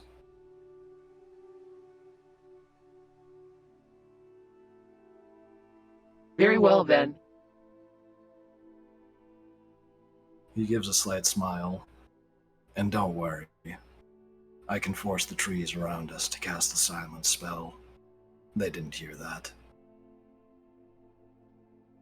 Ah. Feels Good. good to finally see what you can do, Miss Sinead. Prior.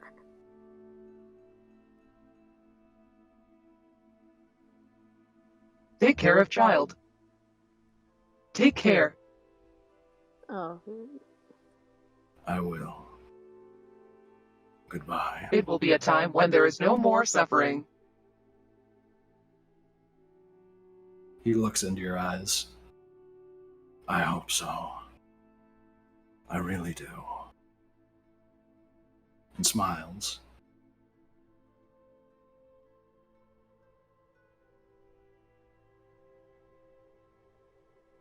He smiles back and then walks back to the group.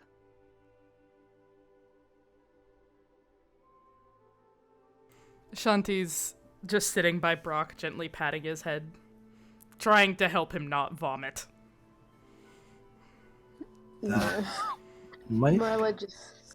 be a good spot to end the session. Yeah, no. I think that's a good spot. We've been going for All 4 right. hours. I think that's a great spot to end it. Yeah, we've been 4 hours. Holy Yep. shit. We've been going for a while.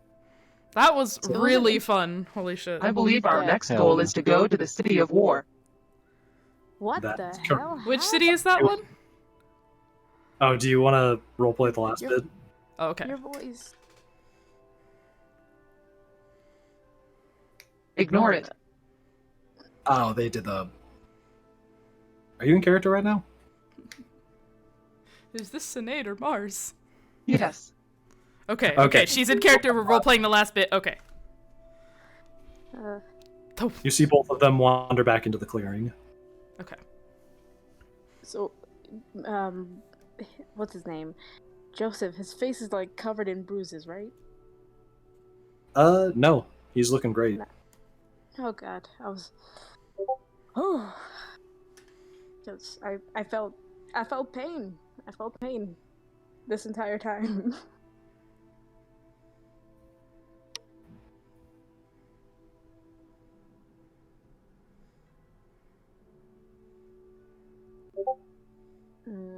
We must go to the City of War to collect the voice tome. I believe it is there that we will find the first of many stones. And I'll be able to grant you passage there. It's north of the forest, and it's not easy terrain to navigate.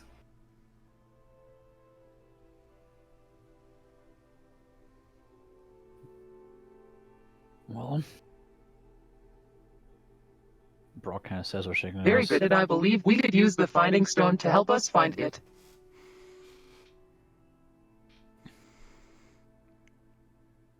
Well, What time of day is it right now?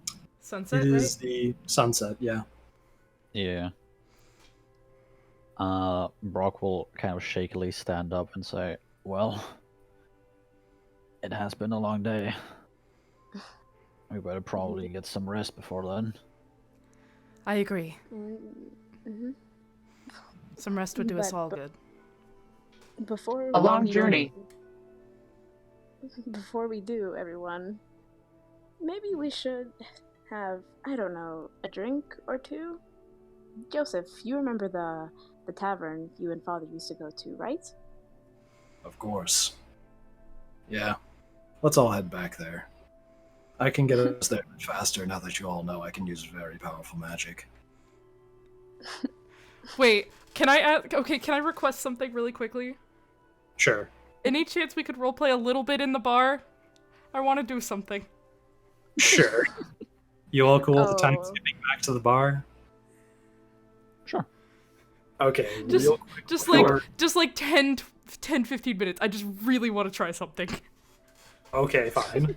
You all quickly, Elric / Joseph uses one of his spells called Move. I think it's called Forest Walk. Hang on. It's like pass through forest. Anyway, it grants him much faster movement through the forest, and he just kind of guides the way through all the trees, as it seems like all of the forestry just kind of like bends away from him and grants him a smooth passage.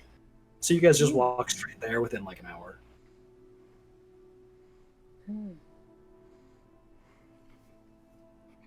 So what kind of drinks does this bar serve? You're all sitting in a line at the bar, and the dude across the table with a nice curled mustache, shaking some drink, goes, "Well, you see, depends on what you're looking for. Something robust and hearty, nice whiskey, maybe something with a bit more kick, or something sweeter with some fruit." Shanti kind of looks at Brock, because, okay, I'm gonna be real honest. Shanti's never really drank before. She's done magic mushrooms, that's because her guild, has it. She's had a little wine. She's never drank before.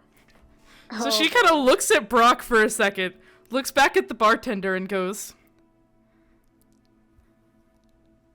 alcohol. Just He takes a naive moment. as fuck. He takes a never drink. moment to like curl his I do. mustache. She's just looking at him like she does not know. She just was like being very stupid. He picks up a cup, puts it on the table, rests an elbow on the table, and has like a bottle of. He's just like, you know what? How about we play a little guessing game? He just reaches behind him and Yes. flicks a finger across the shelf and just grabs something. Oh I'm no. roll a d20. Oh no. Oh, what have you done? That's something pretty strong. He puts it in his hand, clinks it against the side of the cup, and just pours a bit into like, makes it like half full, and just goes, enjoy. Oh, before I do, he like reaches down, grabs some fruit, cuts into something, gets a nice little swirled lemon peel, puts it in there, and like skewers 3 cranberries onto a little Oh, not gonna lie, toothpick, that sounds Ooh. amazing. Holy shit. dips that into it, and then he puts like some blue coloring into the top by like dripping it a little bit. It comes from some fruit you don't recognize. He goes, there you go, I call this one shock jockey. Enjoy. She takes it and drinks it like you drink coffee. Just starts to chug it back. You chug back a good half of it, and it is it's in the name, shocking, and it feels like a jockey just kind of kicks your throat. It's got a very sharp electric taste to it, but a delightful sweetness. He just goes, my oh my, that was shocking. And he looks completely unamused as he just waits for it to hit you. It takes her a second, and when it finally hits her, she makes like a very like surprised face and kind of shoots back just a second. She goes, oh. My, this is delicious. May I have another, please? He just gives you this look of like, fucking, my job's not work today. She's gonna pay him, I mean. He tops off the drink with more of the alcohol and like puts some more blue stuff in it. He's like, there you go. And Round she 2. starts fucking drinking. Shock jockey number 2. Yahoo, buckaroo. A rhyming bartender. Does anybody Perhaps else you want to should do not drink anything? this much when it is your first time drinking heavy alcohol. I kind of walk up to the bar as well and say, give me what she's having, but a bit stronger. He and less sweet." He takes a different looking bottle off the shelf and just says, straight vodka? Would that please you? Maybe whiskey? I'll take the vodka. Vodka is canon. Does this mean Russia is canon? No, it means potatoes are canon. Damn it! At least we have the toddies. Toddies! He takes out Okay. some shot glasses and pours like 3 shots of vodka and is like, there you go, fine sir. He downs all 3 of them within 2 seconds. My oh my, roll a constitution save there, buckaroo. Oh my god. And Don't that's- fuck up now. Oh, 25. That, sir, Oh. is impressive constitution. Now do it twice more. Oh, once for each shot. Hell yeah. Indeed. 26 and Ooh. 25. That's dwarven drinking right there. Ooh. A more impressive dwarf I've never seen. Now, what else can I get for this one here? She looks back. He looks back at Shanti, still probably down in that shock jockey. She's nearly done with it. She just kind of looks over at Brock, and it's already kind of starting to hit her, and she goes, "What's that?" What's up? I can just imagine. Brock looks at her. She's smiling too, just like a fucking idiot. Oh my goodness. You better stay with the sweeter one. Especially for your first time. She kind of Without, makes this pouty face a little bit and looks at the bartender, kind of like daring him to agree with him. without Oh my goodness. the bartender pulls up another shot glass and fills it halfway, like very quickly. Fuck and yeah! just doesn't contact. She grabs it and throws it back like another idiot. Oh my god. Shanti, my dear. Should Maybe she I'll make a order constitution throw? Maybe I'll order first, Shanti. You've had too much, my dear. She head pats her. And what about you, young lady? What would you like? Brock, I'd like do you one want to salty- have a drinking contest? Fuck yes! Drinking contest! I see the lady with the nice horns wants to outdrink the dwarf who just took 3 shots like an absolute champ. He reaches down and grabs like 10 shot glasses and fills all of He them. like kind of menacingly grins. Is this sure? Already outate your friend. I'm gonna He do my pushes best to 2 shot outdrink you. glasses towards each of you, or 1 towards each of you at a time. Alright, folks, second verse, same as the first. Let's see what you got. Alright. Oh, He just starts pounding them. he keeps pushing like a shot towards you every time you down one, then he sees you put it down, pushes another one towards you. And make constitution saves for each one you do. You have to tell me at what point I fail, by the way. Ah, you already failed one, you're feeling tipsy there, sir. Now, second verse, same as the first. Hit that next shot, or, you'll be a coward. And your friends will laugh at you. I won't love laugh that at you! voice. I love that voice so much. That is a 10. Are you sure you don't want to give up, Brock? Oh, did you hear that? They're goading you. I will not give up. Not against you. Not against That's the anyone. spirit. He pushes another shot towards you.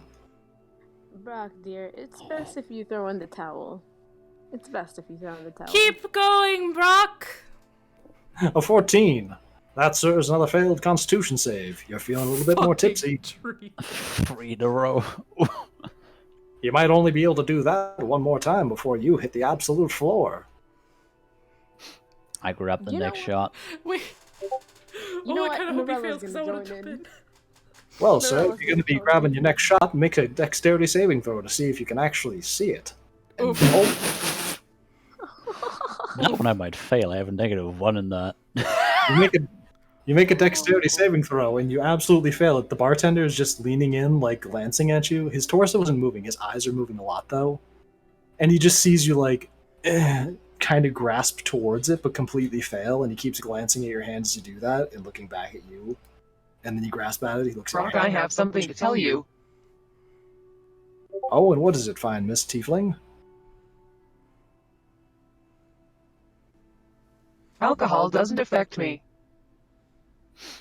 What? What? The shock of the century, folks. Brock squints at her. Do I have the next glass in hand? No? This has been a bigger shocker than the time that I saw a dwarf out-eat Joseph in that pie eating contest. Wait a second, Joseph, what are you doing here? Oh, wait, that's you two. How about that? Well, next shot's on the house, but none of the others are. Take another shot.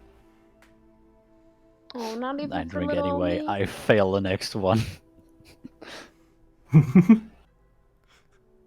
Did you make I'm constitution? sorry, bro, but I just had to. I got 12 on the next one. Brock, Well, do Miss you... Tiefling, I don't think he seems to hear what you just said because he is currently fumbling his way to using his legs. And Brock, kinda do you that, need like, me to sub in for you? as you take that next shot, you do the thing from the meme of the 2 shots of vodka meme where you like, slam the wall down a staircase and you hardly stand. Make a dexterity saving throw to see if you fall over. Morella's Hi, just Greta. enjoying this while drinking a jug 12.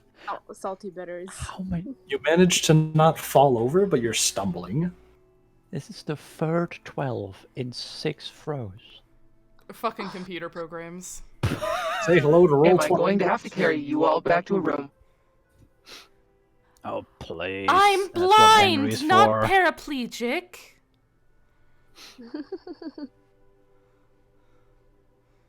Why do you think I built this robot in the first place? To carry things. Me included.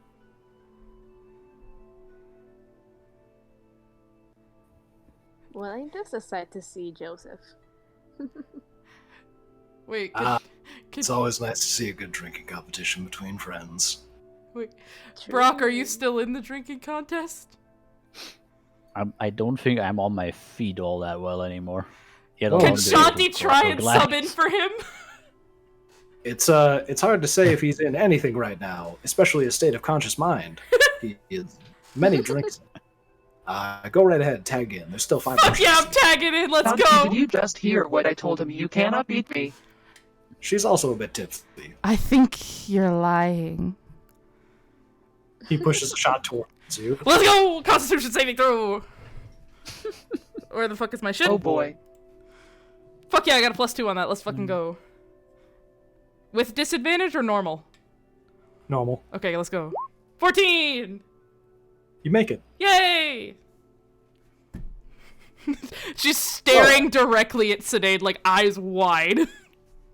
Morella's gonna join in. No. Just- I got this. I got Yeah. this. No. Wait till I faint. I got this. Oh my goodness. Well, folks, this is the bout of the century. Let's see if You she have created dies. monsters.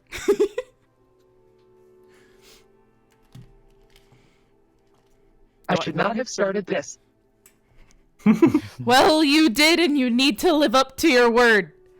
Next! You reap what you sow, dear Cynade. He pushes a shot towards you. Let's go! Disadvantage or normal? 4 more, and then you're out the door. Normal. Okay.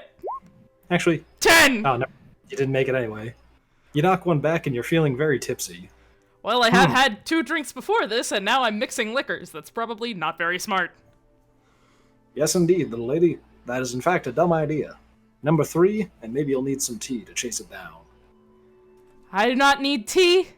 I need to win. Next! He pushes a shot towards you. 3 is the number to be. Here we go, here we go, here we go, here we go, here we go, here we go, go, Take go. that, or 2 is number shoe. I'm just rhyming bullshit. At this 22 with a nat 20, let's fucking go! point. And in that Yeah. 20, folks, who could have seen this comeback? Now only 2 more to go. Here we fucking go, boys. He pushes the next shot towards you. Back to 10! Oh my Ooh. god. Looking pretty bad at this point. One more! I need to do See. one more! How am I going to prove it to you that you cannot beat me? I can drink this entire alcohol supply and it would not affect me. I have one more cyanide. One more! He slowly pushes the next shot to you. I'm giving this one disadvantage. It's gotta have disadvantage, man. Yeah, it has disadvantage. Okay, good. It's a difficult one. You've taken some Come on, shots. come on, come on. RNG gods, let's go! Fuck, that's an 8! You knock back that one and you fall to the ground. Yeah! She's just sitting on her ass with her arms in the air. Woo! I did it. I did it. Marella says, I kind of want to stop them, but this is too entertaining. I mean, she just drinks. She just drinks some more and it's like, I told you you cannot. I still... There is no point in it. I still took the last shrink. And now I feel like I'm gonna vomit. Is there a couch nearby? Okay, you're going to bed, let's go. I'm gonna say you I'm all going to just pick her up. stumbled to an inn, probably, and Oh, Mama That's- Sinead. that's probably a good place to end the session there. We've been Perfect. going- Thank you for indulging me. I needed a tavern scene. Yeah, let it end with Mirella and Joseph just like clinking glasses, you know, of liquor. Of They some do beer that. and stuff. Oh, He perfect. prefers ale because it's his drink of choice. Ale's good as fuck, Mm. though. She says, Joseph, wait until you meet Zendel. You're gonna love him. Ah, I bet I will. And And then I'm gonna end the session there. Woo! Oh, yeah. We're This gonna- was so much fun. I This was so fucking much fun. love these D&D sessions. Jesus Christ, it's already dark. I don't like this. No, fuck this. Yeah, it's nighttime. It's right? almost, Anyway, thank you it's almost 4 everyone a.m. for coming 4.5 hours to this you, wonderful, Chad. wonderful D&D session. Thank you all who stayed. Thank you all the new people. Thank you for the gifted subs and the bits and all that jazz. Thank you very much. Yeah. I hope you guys have a wonderful weekend. You should be seeing me tomorrow. We're going to play some Ghostwire Tokyo. Until then, I hope you have a wonderful, wonderful weekend. Adios, everybody. Have a good night. Bye-bye. Bye bye. Take care. Mwah.